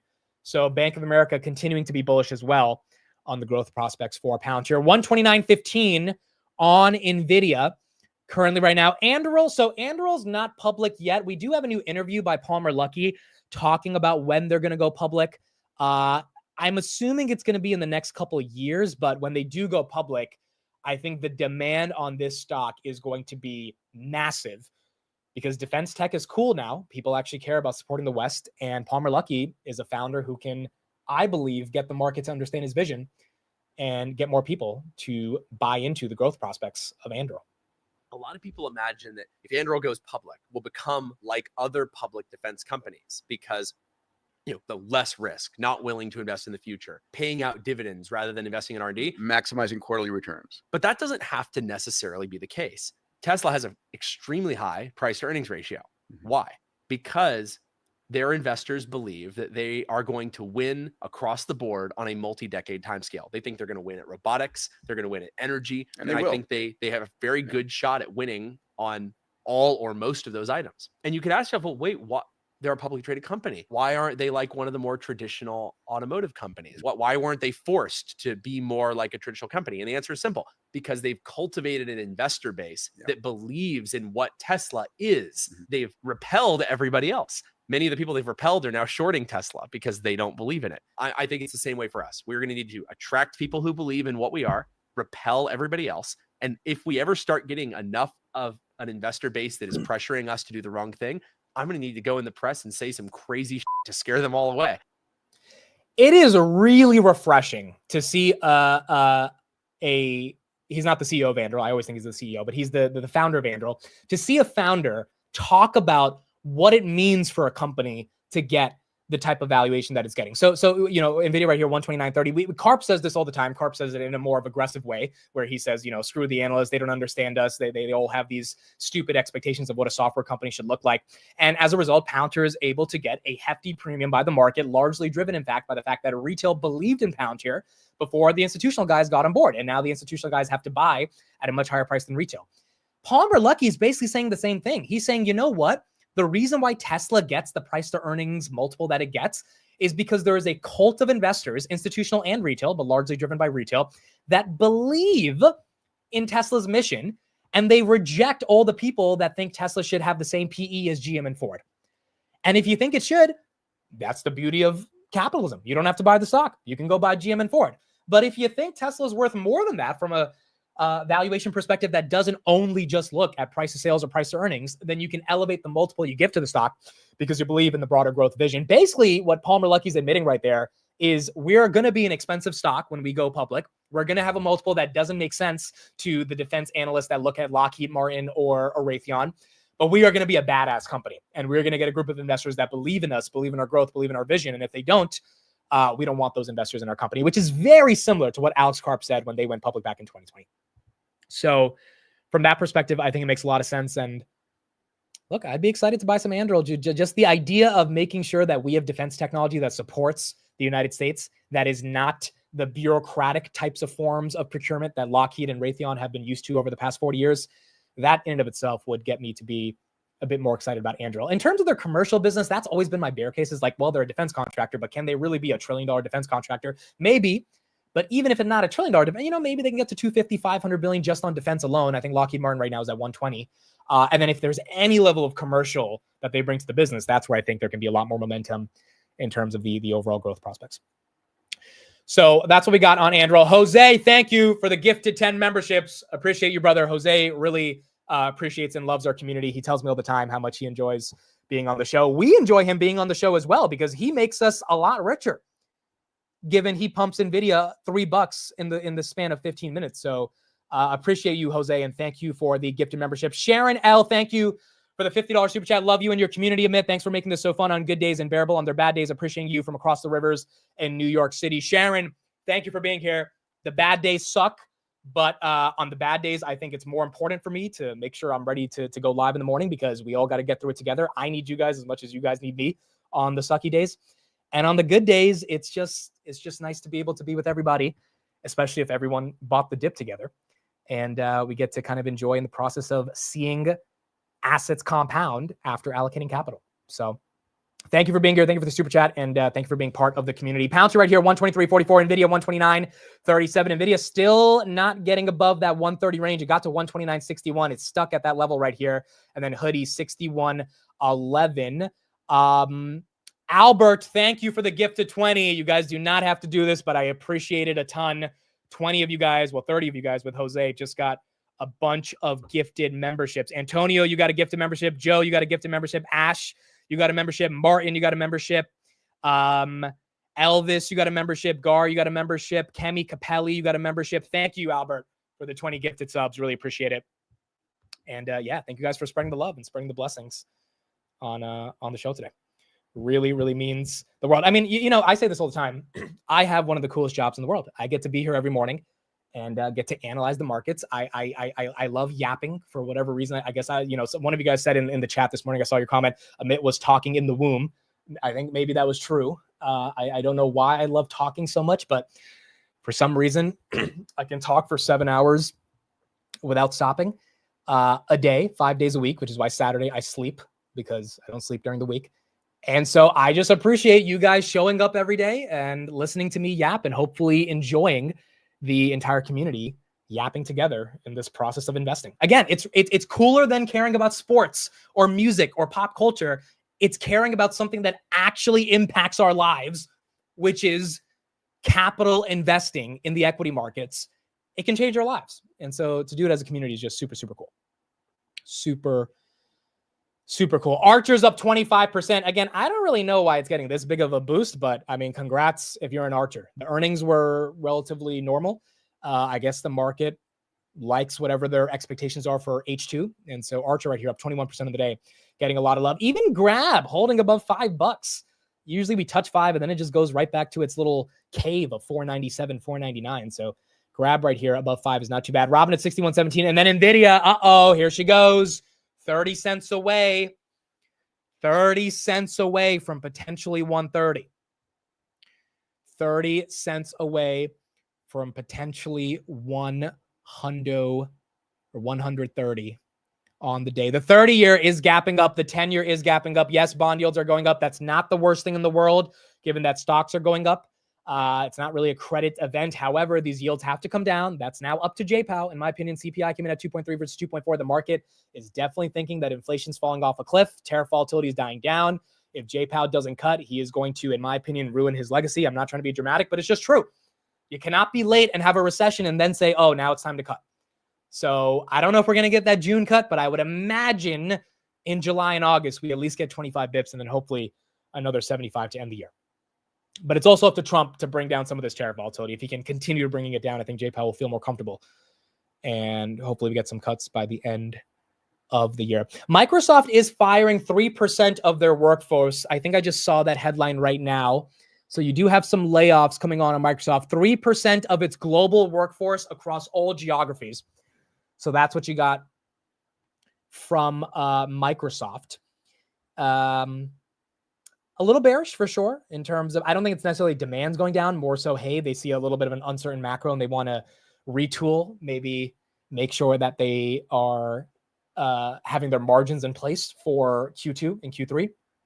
But you do have some layoffs coming there from Microsoft. Palantir right here, 123.78. Let me see what the wall is at 124 on Palantir. By the way, Microsoft, is that stock up? That stock is flat, but it is up 10% since earnings. So holding on to its gains. Palantir, 20 cents away from 124. 124 resistance on Palantir is 126,704 shares. Again, Palantir continues to normalize the triple digits. And when Bank of America says, hey, it's going to 150, you got a lot of people saying, all right, I can buy it at 123 if it's going to 150. That doesn't mean you have to buy it. That doesn't mean that it's cheap, but that does mean there's a shot that the market's getting a lot more excited about Palantir. Microsoft probably cutting some fat. Yeah, that's it. Dude, a lot of these tech companies, and some of you guys, first of all of you guys working from home today are absolutely not working from home if you own Nvidia, Palantir, HIMS, Tesla, or Archer. Like, there's no way you guys are actually working from home. But number two, there's a lot of tech companies that have a lot of fat. Like, is every single person at Meta doing something that is value accretive to Meta? Are you telling me all 80,000 people are worth the money that they're being paid? Probably not. That doesn't mean they deserve to get fired, but that does mean that, Meta and Microsoft, Google, they can make some decisions where they don't need to have every single product manager in the world that, quite frankly, is, not doing as much as some of the AI engineers that may be having as well, right? So from that perspective, it's not the craziest idea to imagine they trim down some of the fat. By the way, Palantir hit 124. We hit 124. We just broke it. 124, that wall is gone. I think we'll get right back above 124 in a second. We haven't seen 124 since earnings when we were at around 127. So let's see if we can get there. Yeah, a lot of you guys saying, shh, be quiet. All of you guys, bro. There's no way anyone's working from home today. There's no way. You probably just made more this morning than you made in a month's worth of salary. That's probably like a ton of you, I would imagine right now. So, like, I mean, dude, if you own 4,000 shares of Hood and Hood is up $6, you're up 24,000. So like, I don't know how many people are making 24,000 a month, but you know, I know it's paper. It's not realized profits, but still up 24,000. It's hard to focus on work. It's a little hard to focus on work. Why does Amit hate product managers? Dude, I don't hate product managers. I have nothing against product management. Is not easy. It's a hard job. Like, I have a bunch of friends who work in product management. Like, there's a lot of shit you have to do. I'm just saying there are definitely product managers inside of these tech companies that, you know, maybe working 1 hour a day, maybe answering some Slack messages, right? I'm not trying to be disrespectful. I'm just saying it's the nature of the tech industry. Like, you have a lot of jobs there that aren't being as productive, and they don't need to be that productive because you're subsidized by all the other tech talent that's able to produce juicy enough margins to still get paid a pretty healthy salary. But, you know, we get a little bit of weakness in the economy. You might have some of these tech companies downsizing from those positions, which is not the craziest thing in the world. What else do we see? All right, Nvidia 129.4. Is Dutch Bros up today? Dutch Bros is down a little bit. It's up from earnings though, which is nice. Let's do this. What's your year to date? What is your year to date? We haven't done this in about a week. What is your year to date? What is your year to date? I'm looking at mine right now, 18.4%. We were at negative 30% at the worst of it in February. I'm looking right now, 18.4% up on the year. UDC, thank you for the super chat. Stop calling people out. I'm sorry, but hopefully people are still enjoying the markets, even if I'm calling them out a little bit right here. Year to date. All right, I see a lot of 20%. I see a lot of 20%. Woody Trades is up 54%. Raul Ramirez is up 5%. Kane Thomas up 56%. Jonathan is up 8%. John is up 82%. Robert's up 30%. Brandon A is up 42%. Spicy Bree is up 7.85. Nvidia right here, 129.28. Mitch is up 40%. JT Squared up 20%. Elaine is up 54%. SC is up 20%. Darkstar is up 30%. A lot of you guys saying you're breaking even for the first time finally. That is amazing. VN says it's too high to calculate. Sebastian's up 49. Alexander's up 35. Javier's up 26. Desi Miami's up 18.2. The Exercise Dude's up 18. Dude, I'm seeing a lot of 18 to 40s. I'm seeing very low single digits right here. Most people in that 18 to I would say 25 range if I had to pick an average. Austin's up 15.4. But it seems like everyone's green. It seems like everyone is green. Sashi right here up 50%. Swiper's up 61. Quan Tessie, who was one of the main bulls on D-Wave, she's up 124% this year. D-Wave having not a bad year at all. Right here, 1038 down about 3.2%, but up multi-hundreds of percents year to date. Nvidia right here, 129, so she's up 124. Got a lot of you going green. A lot of you going green. And if you're still red, I would imagine that, you know, as the market pulls forward, we get closer to that 6,000 on the S&P, that red is going to start to turn green. Lang Focus up 352%. That is incredible. So you got some people absolutely demolishing the indices right here. But for the most of us, I think it's around that 20% range that people are green. So not bad. Not bad at all. And the cool thing about this, as Doug says right here, I'm up an immeasurable value due to the friends that we are making along the way. Look, I would agree. It's definitely more fun as a community when everything's green. It's, I would say, even more needed to be a community when everything's red. But I've said this over and over again. I'll probably be saying this for the coming years that I'm on YouTube. The gains are cool, but the relationships and friendships you gain as part of the community are even cooler, you know? So for those that have been to the meetups, for those that are coming to the Boston meetups, a lot of you guys have met each other through the chat. Even if you've never met in person, you've been able to get each other's details and connect on Twitter and YouTube. A lot of you guys are literally friends in the chat that talk back and forth every day. Like, I think those realistically matter a lot more than just the gains. The gains are good. The gains are pretty damn good, especially on a day like today. The gains are really nice today. But the relationships, you know, they really do matter. They really do matter because at the end of the day, this is a community. The Boston meetup right there, May 24th. if you are coming to the meetup, there's the Google form. I think this is going to be a more intimate meetup. I don't think there's that many people in Boston, so maybe there'll be like 50 people there. So I'm going to try to get a nice spot for us, and it'll be, all of us being able to talk. It might not be crazy, 100, 200 people, but it might be just more fun. All of us getting to talk more intimately and get deeper with each other about the community. So pretty cool stuff. Palantir 124.45. It's better than 124, baby. Let's head up to 125. The other reason seeing Palantir go up even by $1 makes me so happy every day. The amount of people that I have met through the meetups in New York, Toronto, and the Bay Area. The amount of you guys, 125 is 291,000 shares. 291,000 shares on Palantir 125. The amount of you guys that actually bought Palantir when it was $10. I mean, I didn't expect to meet that many people, 129.50 on Nvidia, that were watching the channel in those early days. Kind of makes sense why you come to a meetup, right? If you've been following the channel for a couple of years, you actually wanted to meet up in person. But the amount of people, I would have to say I met at least 100 people throughout the past 3 meetups that not only bought Palantir when it was low, but they heavily bought Palantir when it was low. And they're not selling, right? They may be still selling some covered calls, maybe taking a little bit off the table, but the majority of the position is still intact.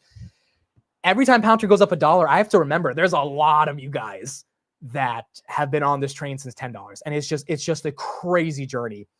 And every dollar up is a lot of money for a lot of people, especially at these levels. So very, very grateful for Palantir. Very grateful for all of you that have been watching the channel, and congrats. I mean, it's a big, big deal. It's life-changing money for a lot of people. And, Alex Karp and the team has really, really proven they can build a cutting-edge AI company that is actually respected by the market. Robinhood right here, 60.91. Nvidia, 129.60. Again, I think she's going for 130. And then Palantir, 30 cents away from 125. Maybe she is going for that 125 level. Laura Chow, thank you for the 20 Singaporean dollars. Hopefully Singapore, summer 2026, I'll be there. Is it too late to buy Nvidia? I don't think so. I mean, look, my price target on Nvidia is around 180 if you calculate 450 of EPS and put a 40 multiple. So you buy it at 129. If it goes to 180, I think you'll be happy. But, on a really green day like this, this is the hard part about buying on green days. Either you're buying into strength and it's going to 135 by next week, or, there's going to be a bit of a pullback because it's a lot of green and Nvidia is maybe coming back down to 124 and you could have got it $5 cheaper. The one reason I think there might not be a pullback here is because this UAE deal that was announced just now. And again, Trump is going live. He's not live yet. I will switch when he's live. He should be going live. What it looks like is in about 25 minutes. I'll update it to see when he's going live, but should be about 25 minutes. If he starts talking and explaining really how much investment the Saudis are putting into AI technology, that's great for Palantir, that's great for Nvidia, that's great for all these companies. And so maybe that keeps Nvidia elevated and continues to get it to propel versus giving us another big pullback. 124.99 on Palantir. There you go, 125. We are back to 125, which is where we were right before earnings, folks. It's like we are flat on earnings if we are coming back to 125 on Palantir. I am not ringing the big bell because you guys are going to get upset if Palantir is not able to hold 125. So I think the big bell is reserved for 130. That's the next big milestone. We'll ring the big bell on. But 125 on Palantir. Dude, pretty damn incredible. Pretty damn incredible. Up 5.6%. Market cap of $295 billion. It's not too bad, dude. Market is obviously pulling forward a lot of growth, potentially that growth coming from the newfound Saudis that may be investing a lot more money into the United States. Hello. Steve, good morning. How are you? Doing all right. How about yourself? We are live on the market open. We are having a hell of a day in the equity markets. Just wanted to get your thoughts on what do you think's going on?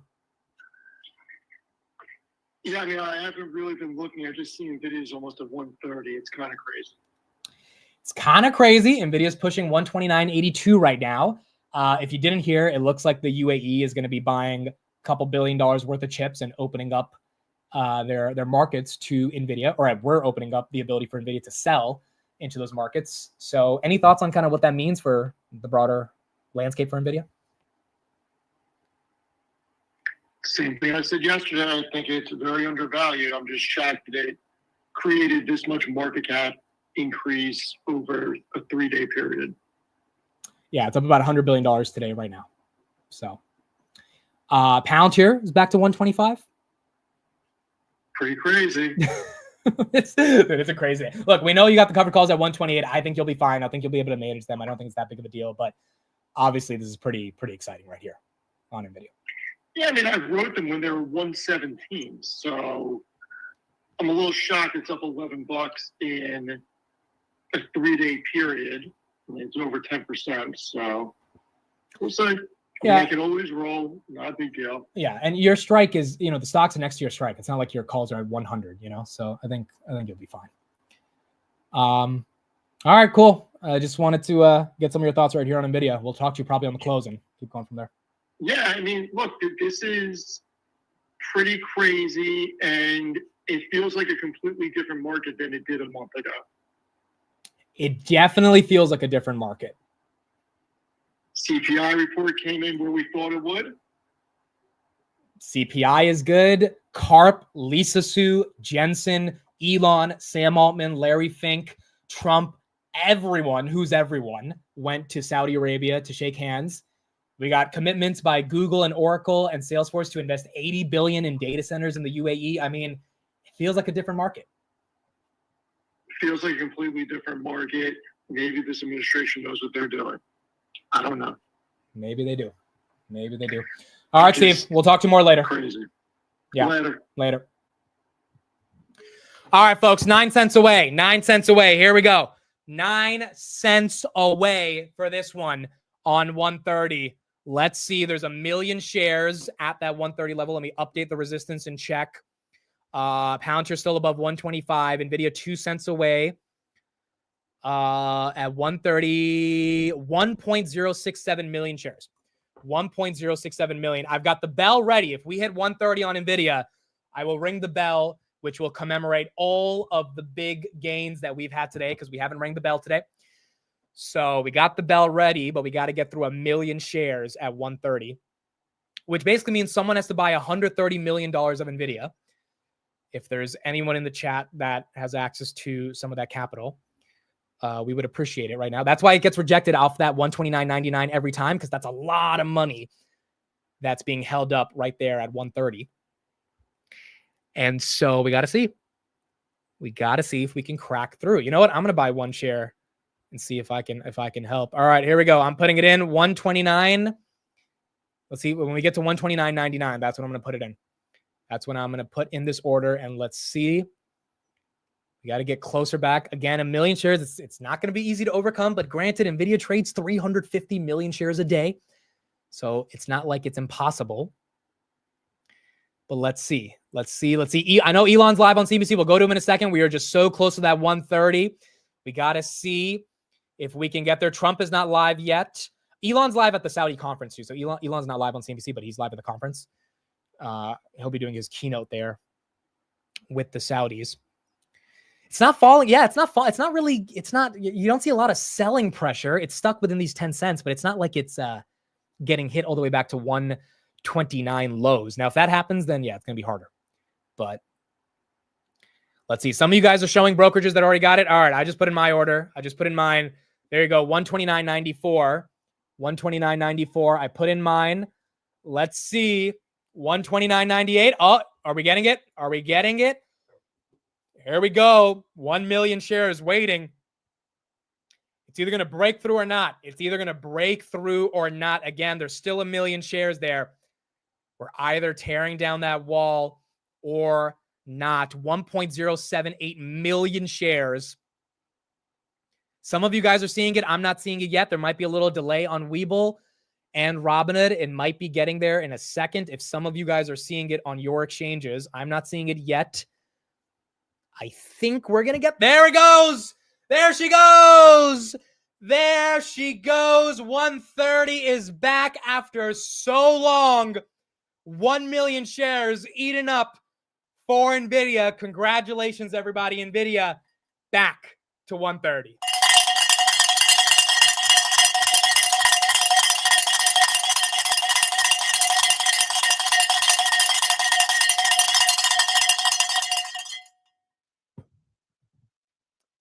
And she's not stopping at 130.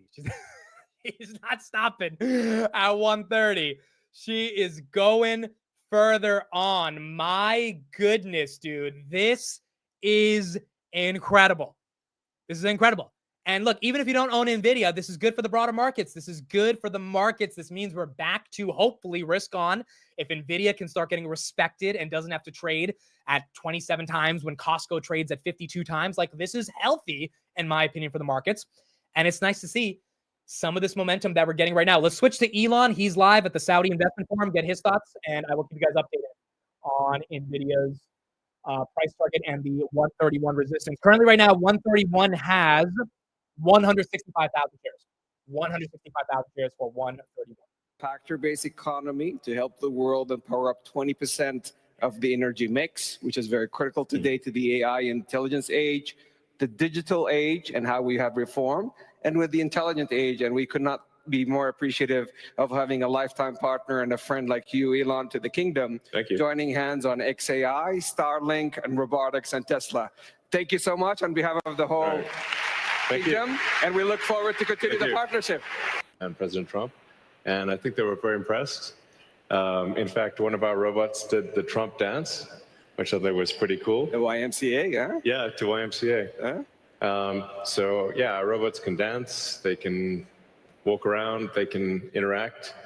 I think we're headed to a radically different world. I think a good world, an interesting world. My prediction actually for humanoid robots is that ultimately there will be tens of billions. I think everyone will want to have their personal robot. You can think of it like as though you had your own personal C-3PO or R2-D2, but even better. Then who wouldn't want to have their own personal C-3PO, R2-D2? That would be pretty great. Again, 165,000 shares for Nvidia. Currently right now, 130.5, up 6% on the day. I'll keep you guys updated if we get closer to 131, but we got about 160,000 shares waiting as resistance for 131. I also think it unlocks an immense amount of economic potential, because when you think of like what is the output of an economy, it is productivity per capita times population or capita. Once you have humanoid robots, the actual economic output potential is tremendous. It's really unlimited. Potentially, we could have an economy 10 times the size of the current global economy, where no one wants for anything. Sometimes in AI they talk about universal basic income. I think it's actually going to be universal high income, where anyone can have any goods or services that they want. A science fiction book recommendation that I have, which I think is probably the best envisioning of an AI future, is the culture books by Ian Banks. Very highly recommended for a non-dystopian view of the future. Now, there obviously are some risks, which illustrate perhaps if we don't do this right, you could have like a James Cameron sort of movie, Terminator. We don't want that one. But having sort of a Star Trek future would be great, where we're out there exploring the stars, discovering the nature of the universe, and a level of prosperity and hopefully happiness that we can't quite imagine yet. So I'm very excited about the future, and very glad to be here. Thank you for having me. It's our absolute pleasure. Yeah. All right, so Elon seems to be pretty happy about being with the Saudis right there, and hopefully getting some more investment, I would imagine, for Tesla. 130.57 on Nvidia. Kris, it's a green day. I know. Thank God, man. We're doing good. The market's ripping higher. Some of the industries that we've been really hammering on, they've been killing it. I do have a regret that I didn't buy a crap ton of Hood, but it is what it is.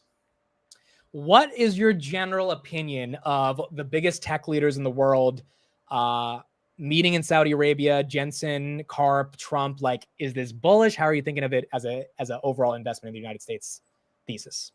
I think it keeps the line clear between U.S. dollar maintaining its primacy. I think a lot of people, holy shit, Karp's meeting with president and MBS. Yeah, it's God crazy. damn. It's crazy, right? God damn it, bro. Yeah, I mean, Wild. this is a display of like US dollar dominance. Okay. The reason, see, a lot of people think everyone like uses the dollar because what is that? We have a strong military and like all these other factors that are like, oh, America is the greatest country on the planet, which it is. But honestly, it's all backed by oil. All right. Every transaction that happens in the world, everything is done with the US dollar because everything is transacted. Like oil deals, all of them get transacted in the US dollar. So if you want to maintain primacy for the dollar for the next decade, if not more than the next few decades, you got to keep the Saudis in line with you. And the fact that like tech is aligning with energy is a really big deal. See, while you guys were looking at this tech deal, look at next decade and look at Venture Global. Next decade just signed a huge deal with Aramco. Really? Yeah. That's the Saudis. Yeah. There Look you at go. that. Go to next decade, NEXT. Yeah. Look at that. Venture Global and Next. So it's not just technology. You're saying it's energy. It's a lot of industries corresponding on a global scale. Right? Absolutely. Everything is powered by, it's almost like it goes hand in hand, man. You can't have one without the other. Energy, AI, all of these things go together. So this just kind of goes to show the U.S. is still maintaining its dominance all over the world. And we do have for everything that we have when it comes to Trump, he is a very business friendly guy. And the fact that he's bringing the CEOs with him. And I think one of the great things that we have in this country is also we have some of the best entrepreneurs on the planet willing to, go crazy with ideas. Like if you know the story of Venture Global, it was literally like two guys, a lawyer and a banker, getting together with what's his name, Jeff Immelt from GE, and they're like, let's do a LNG plant in the middle of Louisiana, and this is in like 2014. Like imagine just coming together, three types of people. You've got capital, you've got people who have ideas, and just out of nowhere they come up with an idea and then they literally make something out of it. And now it's a multi-billion-dollar company. Same thing with Alex Karp and what's the name, Peter Thiel and all these guys. They said, you know what, we need technology that's out there that helps the war fighter. How do we do it? And now it's a multi-billion-dollar company. Crazy, right? Where else in the world can you do that? It's not a lot of places other than America. I mean, you're comfortably a millionaire right now, and what we don't need to say you were barely what, you're not even in your 30s yet. Kris out here exposing everybody, bro. Yeah. I mean, look. Oh, shut up. Everyone knows you did really, really well over the last few years. I mean, even if you just took your figure AI thing, the amount of money that you were able to connect with when it came to finding people, going out there, meeting people, investing in ideas, right? Because that's what you're essentially doing. You're investing in ideas. You created an idea, you pivoted when you needed to. These are the kinds of things that make this country for what it is. We're a bunch of goddamn dreamers and we're willing to risk capital to see an end goal. Well, even investing, right? We are willing to say, hey, I trust Alex Karp or Jensen or Vlad or Elon or some random, guy who's just taken his company public, and I'm going to give him my money and I'm going to see what they can do with it. Like that's a unique culture that is only in the United States. Yeah. Oh yeah. And that's why we have one of the best markets in the world, right? Oh yeah. It happens, man. We're all in a position where, we could have done other things with our lives. We could have been sitting around and basically just, I don't know, doing something else. But we all decided, hey, you know what? I'm not only am I going to dream, but I'm going to follow these dreamers, put money behind them, and see where the country goes from there. And you know, we've all been rewarded. I mean, at least I don't know about anyone else in the chat, but I've been rewarded a lot. You know, and I give a lot of credit to everyone who has the fortitude. And you put your life on the line for this country. Yeah, man. Hey, listen, it's like I said, this is the greatest country on the planet. All right. I love it to death. There's a lot of times where, you know, people will ask, like, would you ever leave the US? And I'm like, no, I would never leave the US. This is the best country on the planet. You know, and the thing is, a lot of people are recognizing that. And I think sometimes people have been saying for like literally 100 years, the US's best days is behind it. Yeah, okay, motherfucker. It's going to be tough to replicate the culture. I mean, I was talking with Arnie about this. He's from Italy. And, you know, Arnie's like, dude, when I tried to start a business when I was in my 20s, people looked down on me because if I failed, you know, the culture would be, you're a loser, you failed. And then, you know, he comes to America and he sees all the celebration of failing, which is crazy. Like that we celebrate failure, but we celebrate failure because for every failure, for every 100 We don't celebrate failure. We celebrate the attempt. Correct. And the balls to make that attempt. Correct. Yeah. You know, having the ability to look, you want to know my dad, he tried to come to this country. Like he put in for visas like 7 times. Okay. He got rejected 7 times. And on the 8th time, he got his visa and he was able to come to this country and do all this other stuff. Okay. The amount, by the way, I'm at my parents right now, and I was just talking to my dad. He's headed back to India. That's why I was driving yesterday because I was driving to Savannah. Gotcha. He's flying back to India on Thursday. Let me tell you, bro, this guy's got balls. He literally had to do everything in his power to come here. He did everything he had to basically, you know, get to a point where we became who we became here.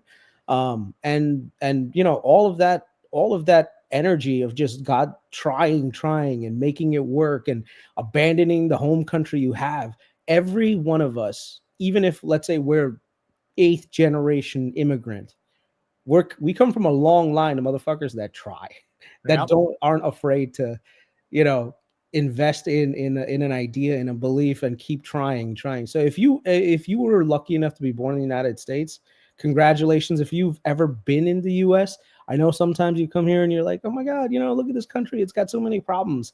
Yeah, but it's also got a bunch of people who are willing to absorb those problems and come up with solutions that the rest of the world benefits, you know? Yeah, dude. The only reason I'm here is because my parents, they left India. They wanted a better chance of life for me and my sister, you know? Yeah.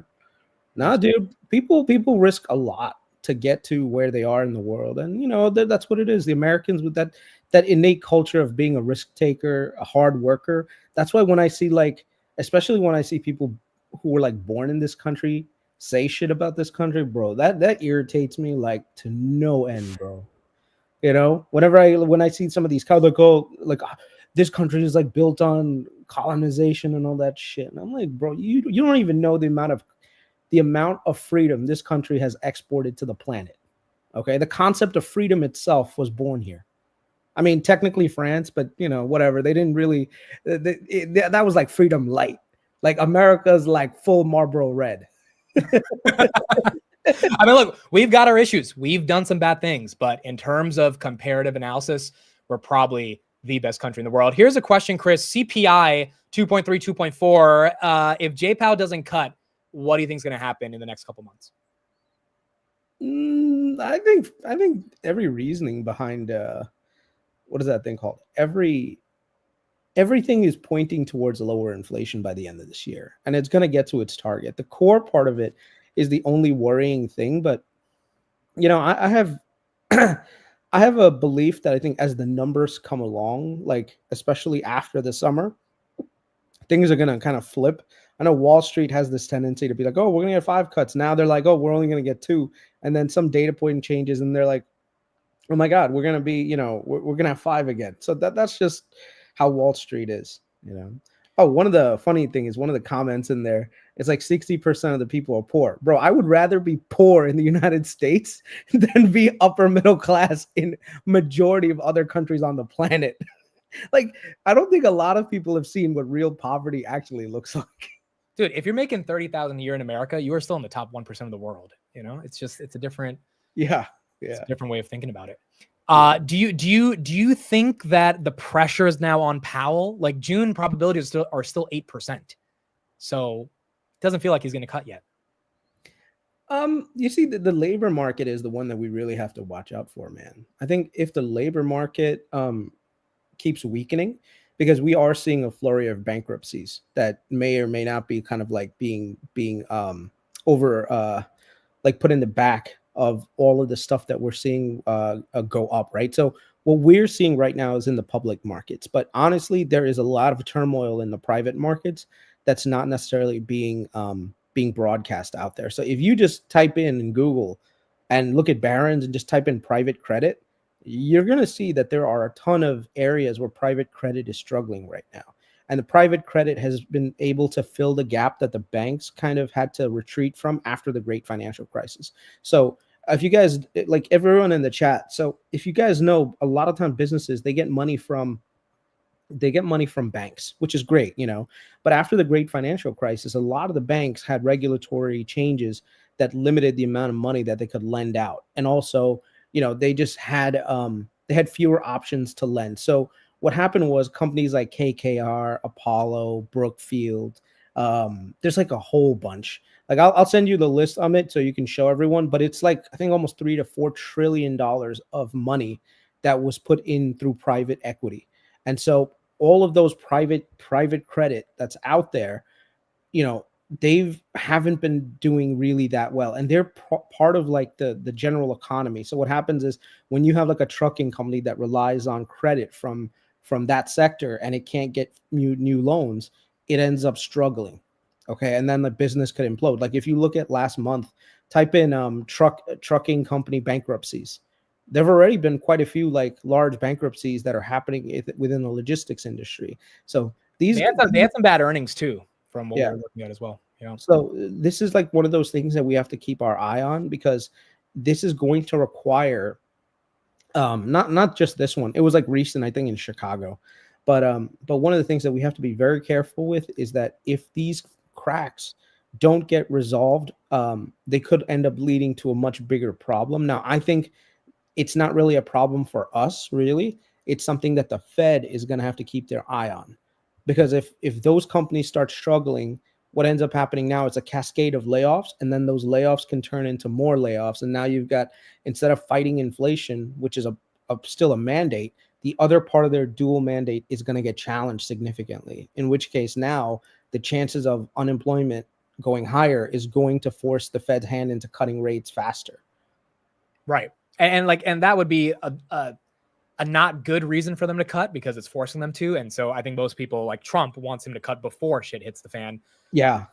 That's always one of the challenges with the Fed. The Fed usually comes in a little too late.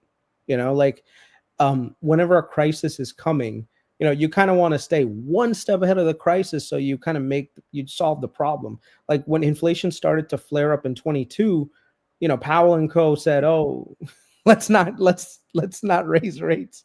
It's transitory." And then we ended up getting massive amounts of inflation. Had they started the hiking process right there, the market wouldn't have liked it, but at least at that point you could have contained that inflation at that level. But it didn't happen, and so we faced the issues with it. So now the Fed is kind of in the same boat again, where they need to cut. They had the green light to cut in May, but they didn't bother cutting because they were afraid of the tariffs. Now that the tariffs are being rolled back, you know, they're still like, oh, well, the economy is strong. Like maybe on the face, the economy is strong, but unemployment doesn't rise as fast as it's been rising if the economy is really that strong, right? If you look at the chart on unemployment, it's been rising. And if you look at the number of job openings, it's been declining significantly.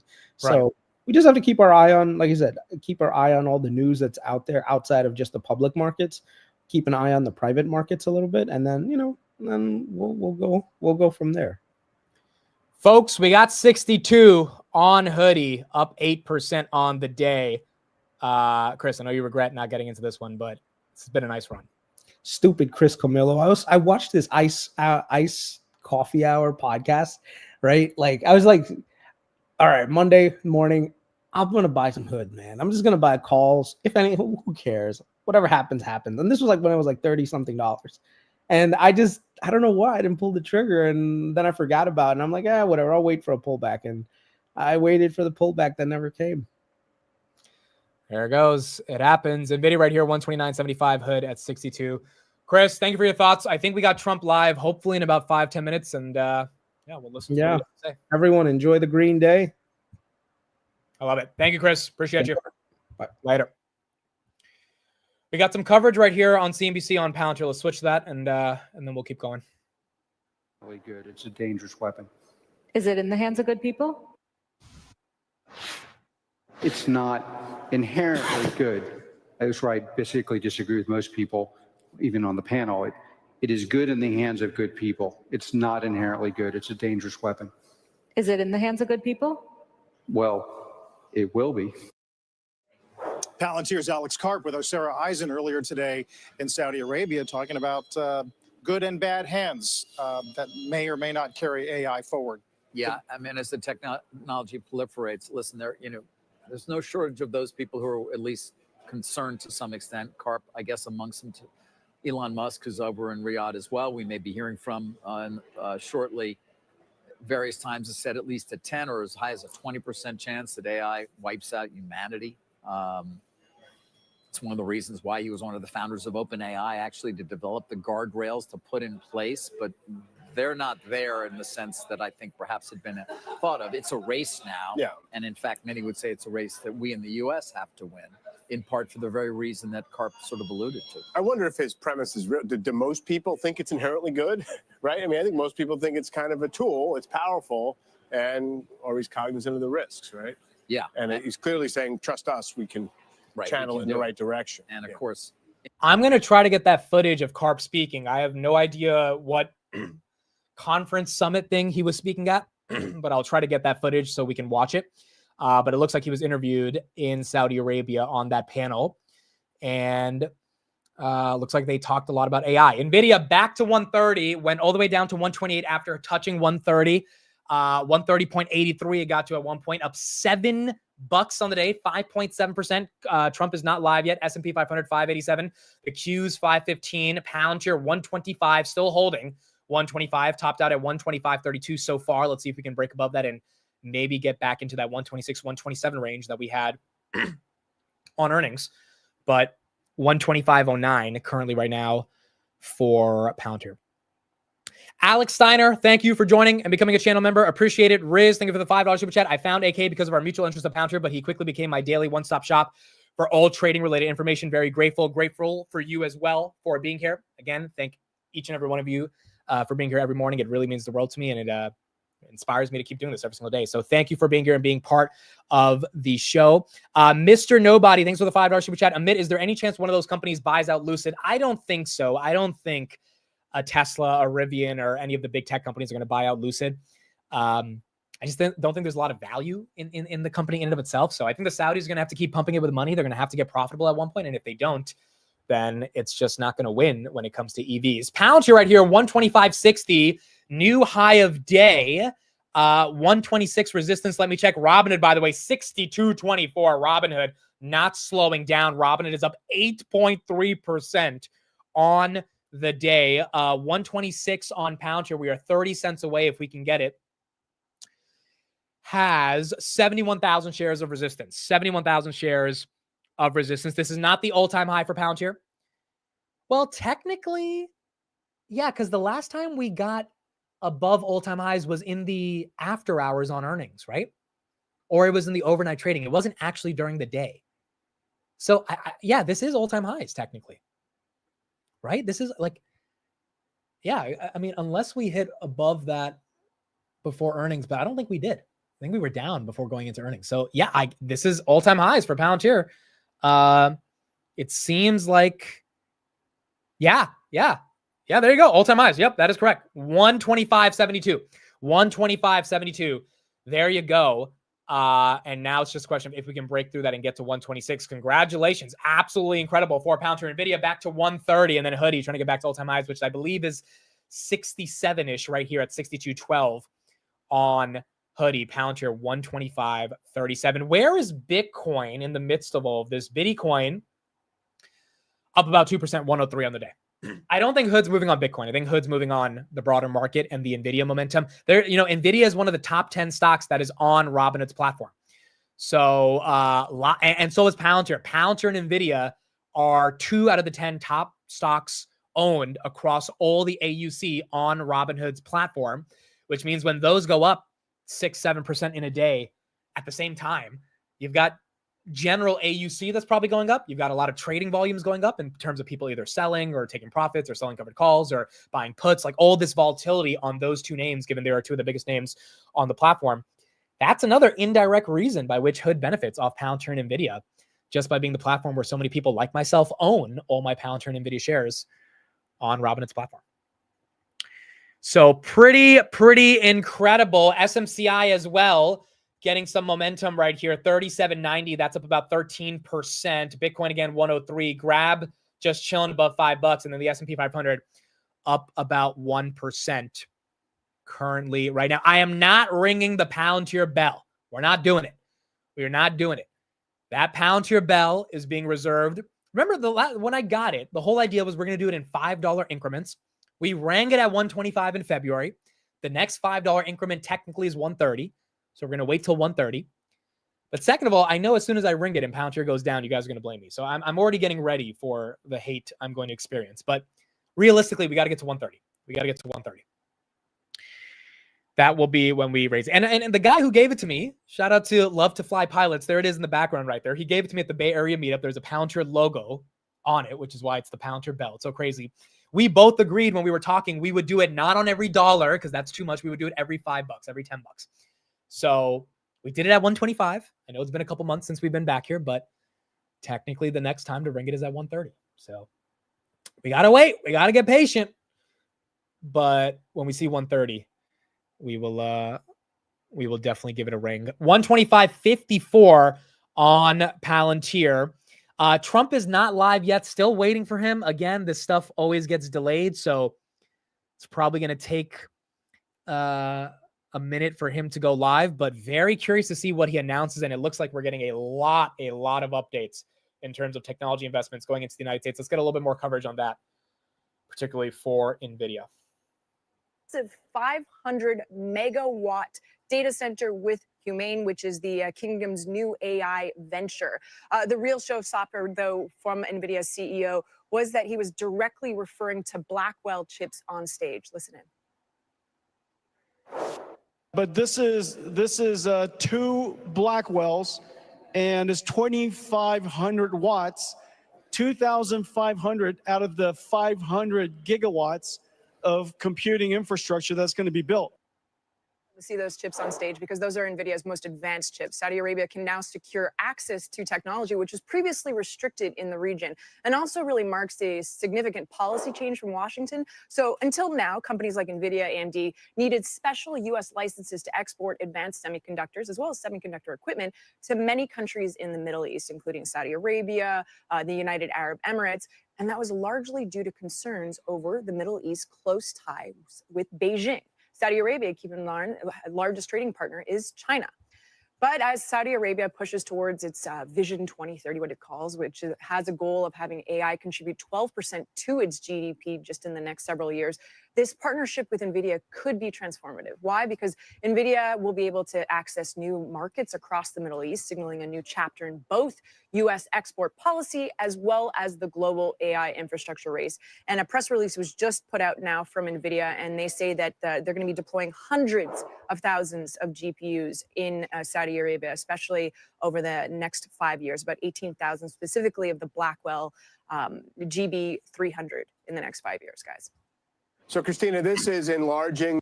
Did we hit 126, bro? Did we? I was trying to do something.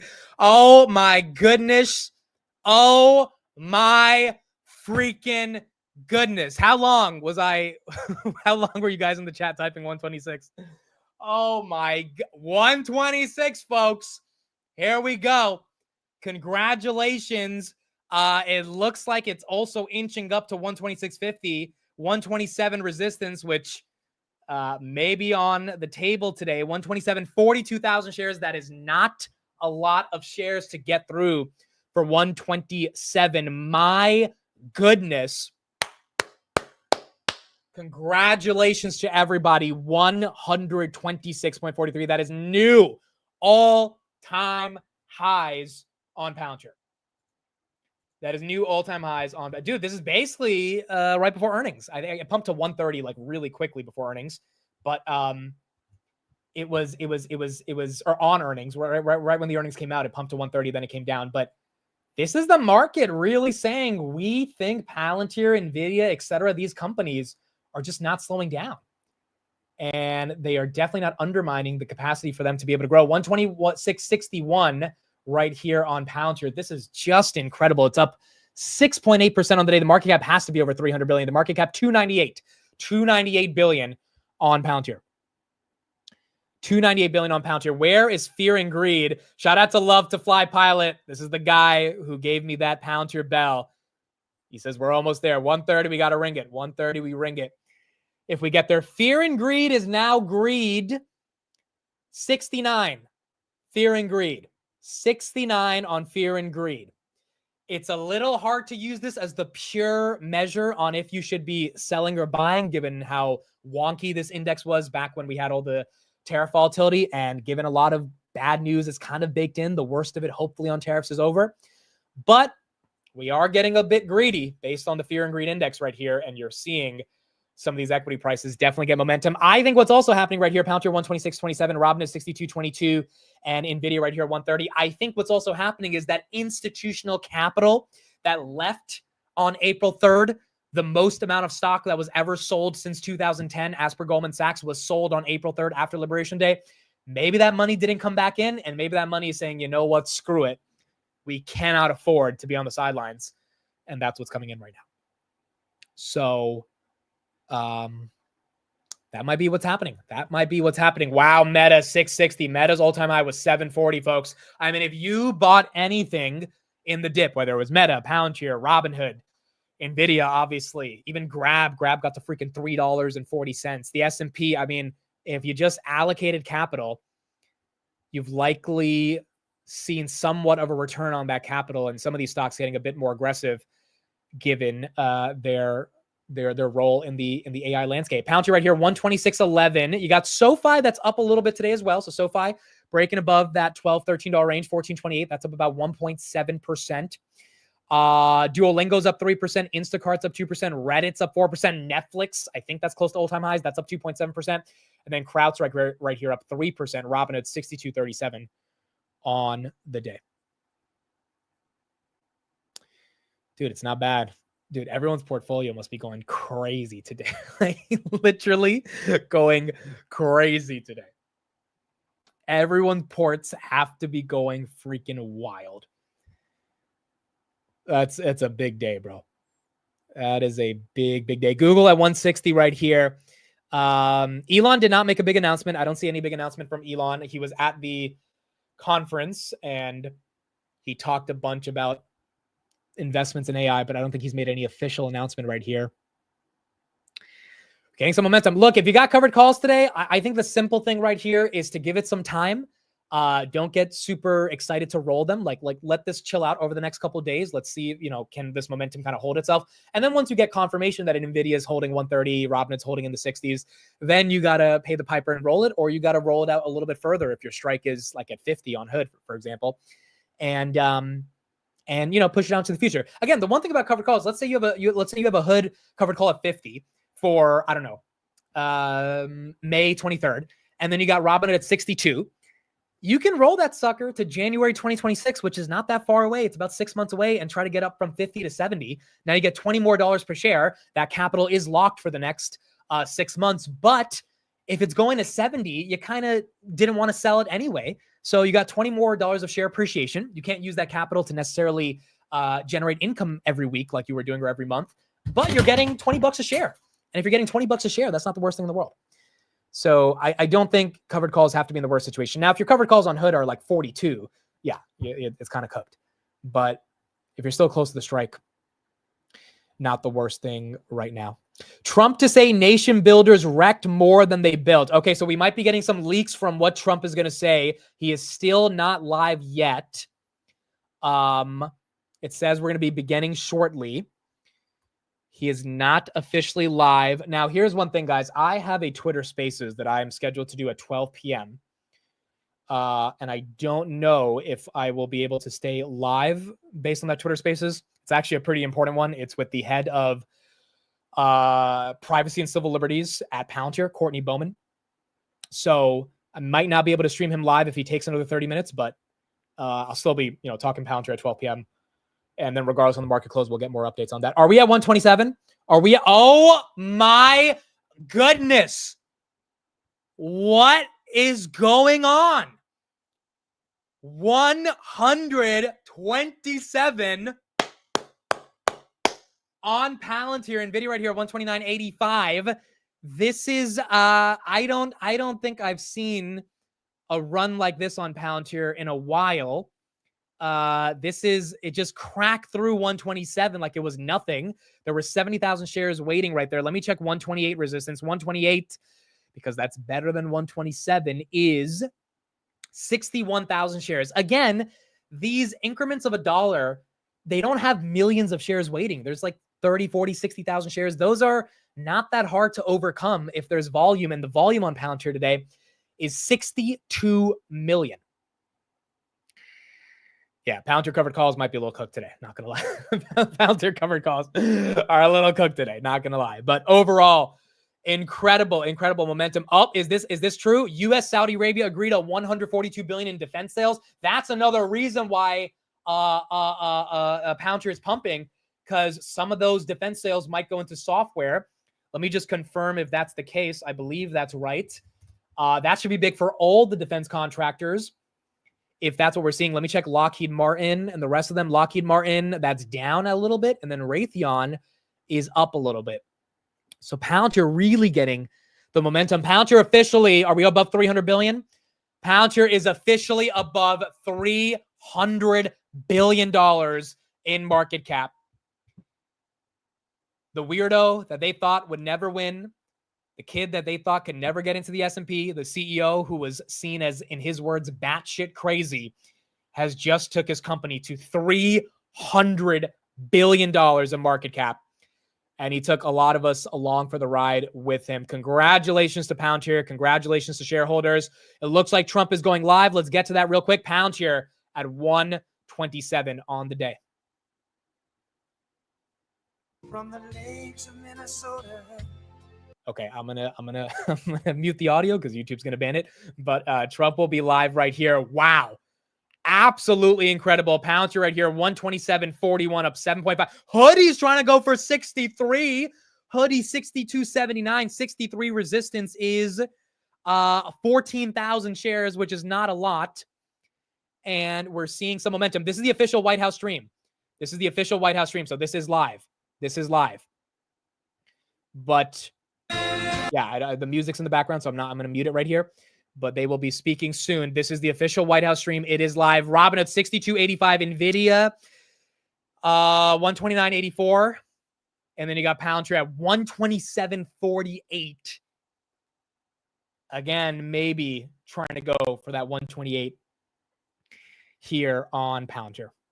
Wow, what a day, dude. Palantir, Nvidia, and Hood. What a freaking day.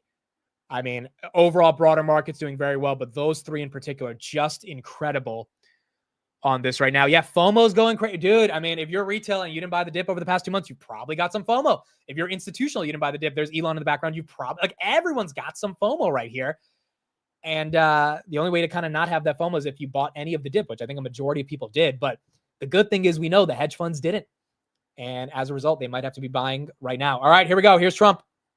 Place. What a great place, but more importantly, what great people.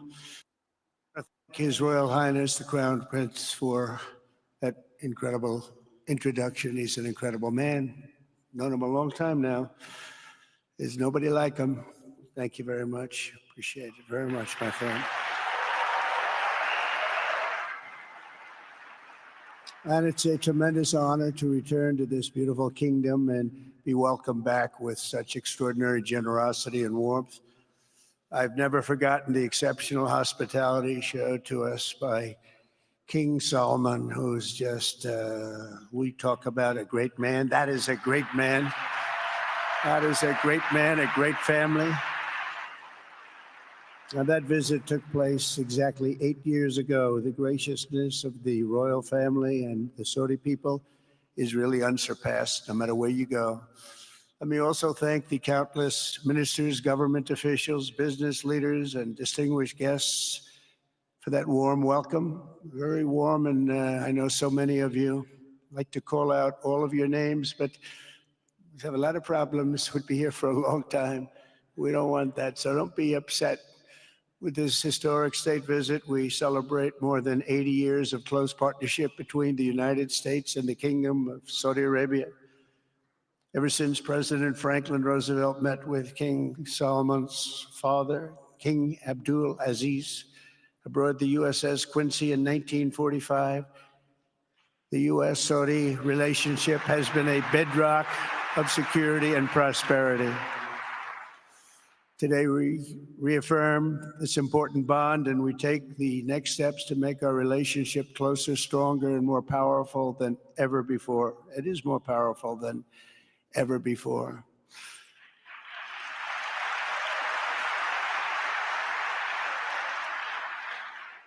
And by the way, it will remain that way.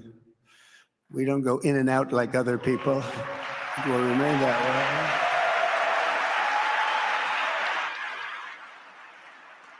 I've come this afternoon to talk about the bright future of the Middle East, but first let me begin by sharing the abundance of good news from a place called America. In less than 4 months, our new administration has achieved more than most other administrations accomplish in 4 years or even 8 years. We've actually done, for the most part, more. The day I took office, we inherited, thank you. Thank you. The day I took office, we inherited a colossal invasion on our southern border, an invasion like Palantir has hit 128. Robinhood has hit 63.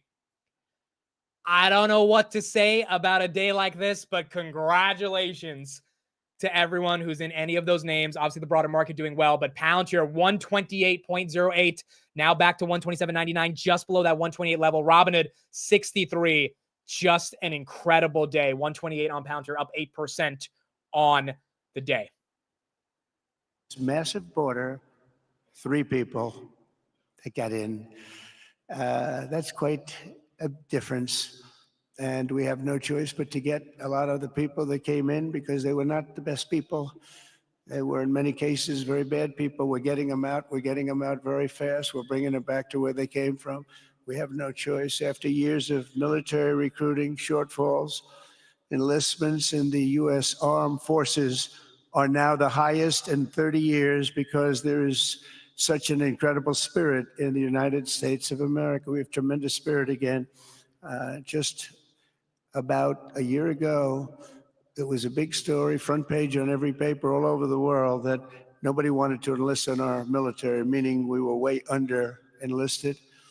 And just last week it came out that we had the strongest enlistment. They say 30 years, but probably it's maybe ever.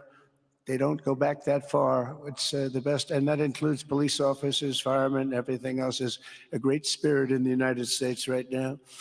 A brand new poll from Rasmussen just showed that the number of Americans who believe the nation is on the right track, they have a right track, wrong track, is now the highest in over 20 years. And it hasn't been anything like this because for many years it was the wrong track. And I can tell you for the last 4 years, it was definitely the wrong track, but it's the highest it's been in many, many years. We renamed the Gulf of Mexico into the Gulf of America. That was very popular, other than perhaps with Mexico.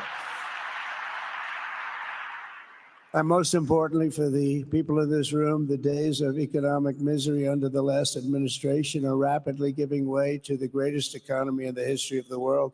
We are rocking. The United States is the hottest country, with the exception of your country, I have to say, right? I'm not going to take that on. No, Mohammed, I'm not going to take that on. Wouldn't that be a terrible thing if I made that full statement? But I will not do it. You're hotter. At least as long as I'm up here, you're hotter. But groceries, gasoline, energy, and all other prices are down with no inflation. We have no inflation, and in a few short weeks, we've created 464,000 brand new jobs. Think of that. It's almost 500,000 jobs created just in a matter of weeks. We just reached a historic trade agreement with the United Kingdom, and over the weekend, we reached a breakthrough agreement with China. Both outstanding deals. China's agreed. We have to get it down. We have to get the little details down. And Scott, you're going to work on that very hard, but China's agreed to open up to the United States for trade and everything else. But they have to do it, so we'll see what happens. But we had a very, very good meeting with both of those countries. We are cutting 10 old regulations for every new regulation. We're getting rid of all of the red tape that is so many, frankly, countries, as they get older, they develop a lot of red tape, and we're getting rid of it. We're getting rid of it at record levels. And I'm pleased to report that the United States Congress is on the verge of passing the largest tax cut and regulation cut in American history. We think we're in good shape to get that. And if we get that, that will be like a rocket ship for our country. In the first quarter of the year, the investment in America was up an astounding 22%. More than $10 trillion of new investments have been announced or are coming just since the election on November 5th. So think of that. In a very short period of time, we have over $10 trillion, and it could be much higher than that. Not everybody comes to the White House to have a news conference that they're going to be opening up in America, but they're all coming in at numbers that we've never seen before. If you take a look at other presidencies, they wouldn't do $1 trillion sometime in years. We did this in essentially 2 months because you have to say we got into office and they gave me about a month to clean up and fix up the Oval Office. And after that, we started working. And the money is pouring in, the jobs are pouring in, the companies are pouring into our country like we've never seen before. There's never been anything like it. And we let other people tariff us into losing a lot of money and a lot of jobs, and now we're tariffing them. And it's at a level that nobody's seen. It's a level that is making us a very much different country and a very different Republican Party. We won a tremendous victory in November. We won all 7 swing states, the popular vote by millions and millions of votes. The Electoral College, we won by 312 to 226. Remember, they said, well, we could get to 270. No, we got to 312. That's a big difference. And very importantly, we won counties throughout the United States, 2,660 to 451. That's why when you look at a map, they're all red. The whole country is red. Red stands for Republican. From the moment on and from the moment we started, we've seen wealth that just poured and is pouring back into America. Apple is investing $500 billion. Nvidia is investing, and I see my friend is here. Jensen, that's very good, wherever you may be. Thank you very much, because he's putting in $500 billion. TSMC is investing. Where is Jensen, by the way? Where is he? He's standing here. Where is he? I just saw Beth. Thank you very much, Jensen. I mean, Tim Cook isn't here, but you are. What a job you've done. He said he's got 99% of the chip market. I don't know. That's a big, that's not easy to beat, but what a job you've done. Thank you. We are proud to have you in our country. You know that. Thank you for the investment. TSMC is investing $200 billion, and with this trip, we're adding over $1 trillion more in terms of investment into our country and buying our products. And, you know, nobody makes military equipment like us. We have the best military equipment, the best missiles, the best rockets, the best everything. Best submarines, by the way. Most lethal weapon in the world. In addition to purchases of $142 billion of American-made military equipment by our great Saudi partners, the largest ever. This week, there are multi-billion-dollar commercial deals with Amazon, Oracle, AMD. They're all here. Uber, Qualcomm, Johnson & Johnson, and many, many more. So I want to congratulate everybody. So many great business executives, many of you, most of you I know. And they're coming in, about a month ago. They weren't that happy when they saw me. And now they're saying, sir, you're doing a great job. Thank you very much. It's amazing what a rising market will do. Oh, it's going to get a lot higher. In fact, I told people 5 weeks ago, this is a great time to buy. I got criticized for that. Now they don't criticize me anymore. People should have listened. But it's going to go a lot higher. You see, we've never had anything like this happen. It's an explosion of investment and jobs, and great companies are coming in. Never seen anything like it. There's no better place to make a future or make a fortune, do anything, frankly, than what we have in the United States of America under a certain president, Donald J. Trump. I have the right attitude. I have the same attitude that the people in the front row, second row, third row have. As you get back, perhaps they start to wane a little bit in terms of their view.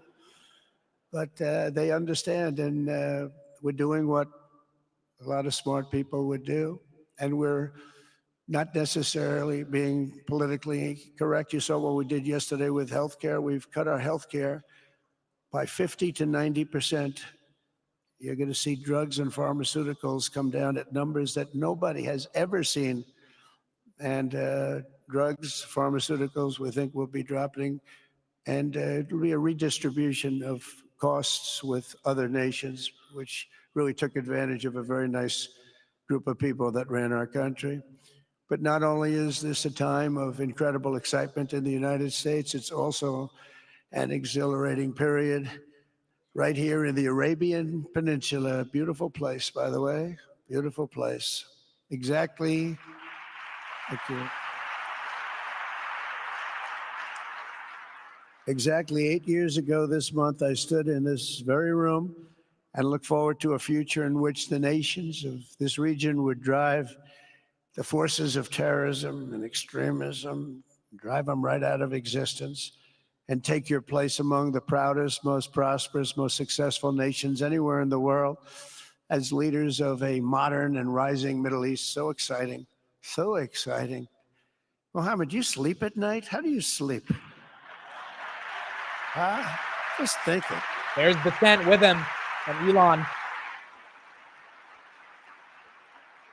What a job. He tosses and turns like some of us, tosses and turns all night. How do I make it even better all night? It's the ones that don't toss and turn. They're the ones that will never take you to the promised land, won't they? But you have done some job.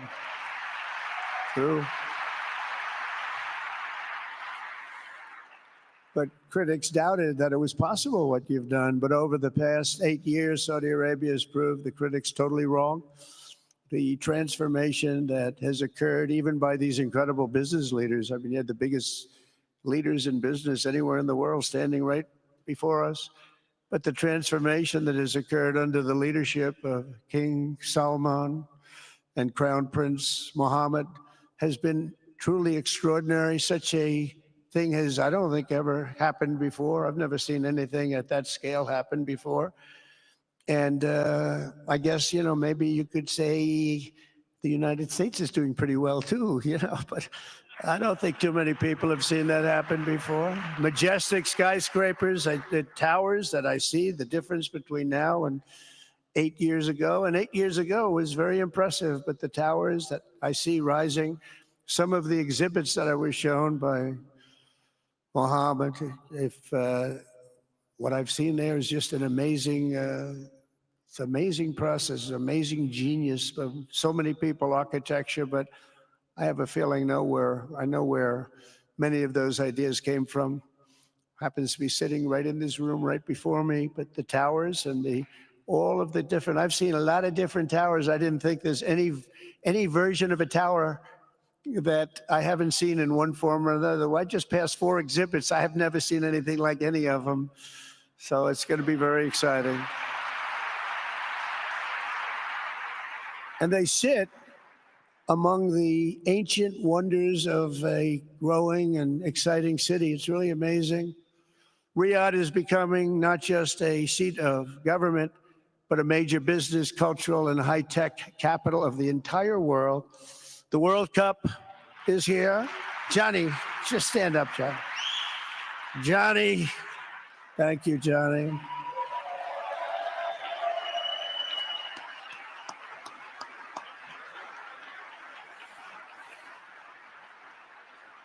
Great job, Johnny, great job. But the World Cup and the World Expo will soon be coming here, just like the World Cup is coming to the United States. It's going to be really exciting next year.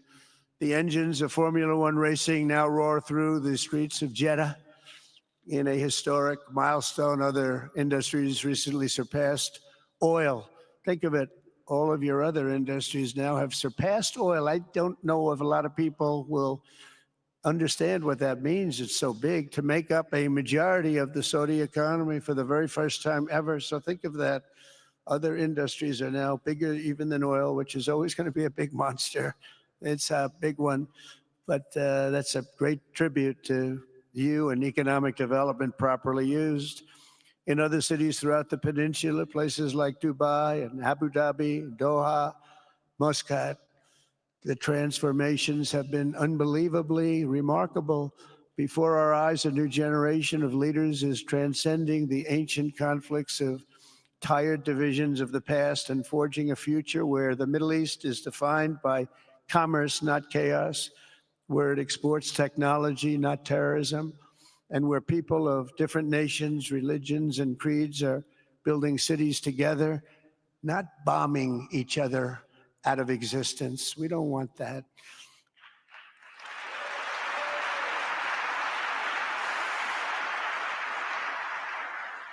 And it's crucial for the wider world to note this great transformation has not come from Western interventionists or flying people in beautiful planes giving you lectures on how to live and how to govern your own affairs. No, the gleaming marvels of Riyadh and Abu Dhabi were not created by the so-called nation builders, neocons, or liberal nonprofits like those who spent trillions and trillions of dollars failing to develop Kabul, Baghdad, so many other cities. Instead, the birth of a modern Middle East has been brought by the people of the region themselves, the people that are right here, the people that have lived here all their lives, developing your own sovereign countries, pursuing your own unique visions and charting your own destinies in your own way. It's really incredible what you've done.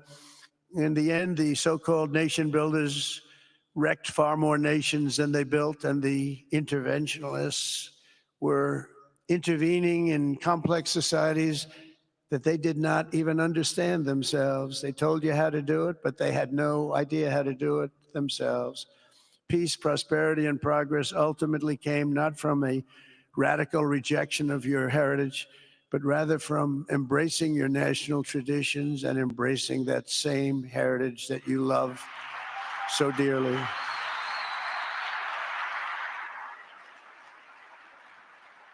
And it's something only you could do. You achieved a modern miracle, the Arabian way. That's a good way.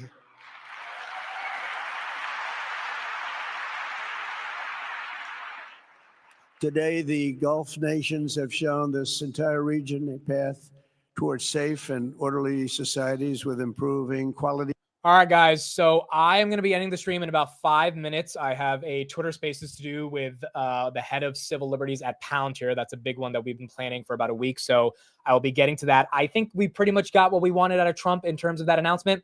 He congratulated Jensen, threw a little bit of shade at Tim Cook. He is telling the Prince of Saudi Arabia that he's going to build an incredible country over the coming decades, and Trump wants to play a pivotal role when it comes to being able to sell them, A, the defense technology, and B, the AI to make that new vision and new society for them possible. And you've got everyone feeling pretty good. Elon's feeling good. Besant is sitting next to the prime minister. The prime minister is laughing. He's joking. It's very amicable. I mean, it's a new era in terms of relationships with the United States and the rest of the world. And although we have trade volatility and tariff volatility across the entire world, which is definitely hurting some parts of our relationships, in terms of the big guys that have the big money, like the Saudis, it looks like they are all friends with the United States, and they definitely want to continue this discussion further with the United States in terms of developing AI infrastructure. Robinhood right here, 62.61. That's up 9% on the day. We hit 63 pounds. You're taking a little bit of a breather from almost pushing 129. Right now it's at 128.24. It would not surprise me if we hit 129 later today. I'm going to do one last look at resistance on all of these levels. Robinhood, we did break over 63, so no resistance there. Nvidia, we broke over 130. Maybe Nvidia kind of settles in that 128 to 130 range. But Palantir, we did not break over 129 yet. Palantir is now a $300 billion market cap. And it's up 8% on the day. This is absolutely incredible. Again, congratulations to all shareholders. 129 on Palantir has 36,000 shares. Not that many shares. Not that many shares. Is this retail FOMOing? Maybe. Is this institutional investors that just read Bank of America's report, and Bank of America, which is an institutional analyst, saying, hey, we're not that crazy. We've done our analysis and we think it can hit 150 next year. Are they stepping in? I mean, there's a lot of different things going on. Is the $160 billion of defense technology that Saudi Arabia is committing to buy from the United States, is that going to include software? Like, there's a lot of different dynamics, which is why Palantir is one of the most interesting companies in the world to analyze here. But all of that probably plus some macro momentum in terms of the broader S&P up 1% of the day is helping Palantir up 8%. Robinhood 62.65. SoFi right here 14.30. Amazon 2.15. That's up 3%. That's a big name for a company like Amazon that doesn't move as aggressively as it's moved over the past couple of days. And then Meta pushing 6.60 right here. Google 1.60. Microsoft at 4.47, down a little bit on the day. Grab somehow holding $5, which is not too bad given it's had a lot of resistance at that $5 range. And then Tesla 3.22. Also pretty incredible. So very, very, very nice day to see all this. Dense, thank you for the $20 super chat. Amit, at this rate, Palantir, Hood, Nvidia shares might just give me a chance to get out of the rat race years ahead of schedule. Thank you for all your sharing. As always, you're the GOAT. One day we will party on the moon. Hopefully I'm in Singapore in summer of 2026 and I'll be able to see you and everyone in Singapore. But the biggest thing, is, again, and this is for everybody, thank yourself. Thank yourself. I am just the vehicle to hopefully communicate a lot of information and make it fun and exciting and have a community every single day when it's green and when it's red. But at the end of the day, you as an individual sovereign person are clicking buy or sell. And I just can't stress this enough. The majority of the world does not do what we are doing, which is allocate capital and give it to these things that are called shares in a company and hope that somehow the earnings growth of that company and the leadership of that company and the momentum that that company is having in terms of its narrative is enough to help us get to a better financial position in life. It is one of the most unique things in the world. This community is one of the coolest things in the world to be celebrating it all together. And I am deeply, deeply humbled that people choose to consume my content every day to get value from what we're doing, which at the end of the day is trying to realistically increase the positioning that we have in our own lives, because at the end of the day, you do need money to, change your life, but also do it in a way that allows us to allocate capital and compound that capital over decades. So thank you, everybody. Appreciate it. Twitter Spaces, I'm leaving the link right here in the chat. I'm speaking to Courtney Bowman, who is the Global Director of Privacy and Civil Liberties Engineering.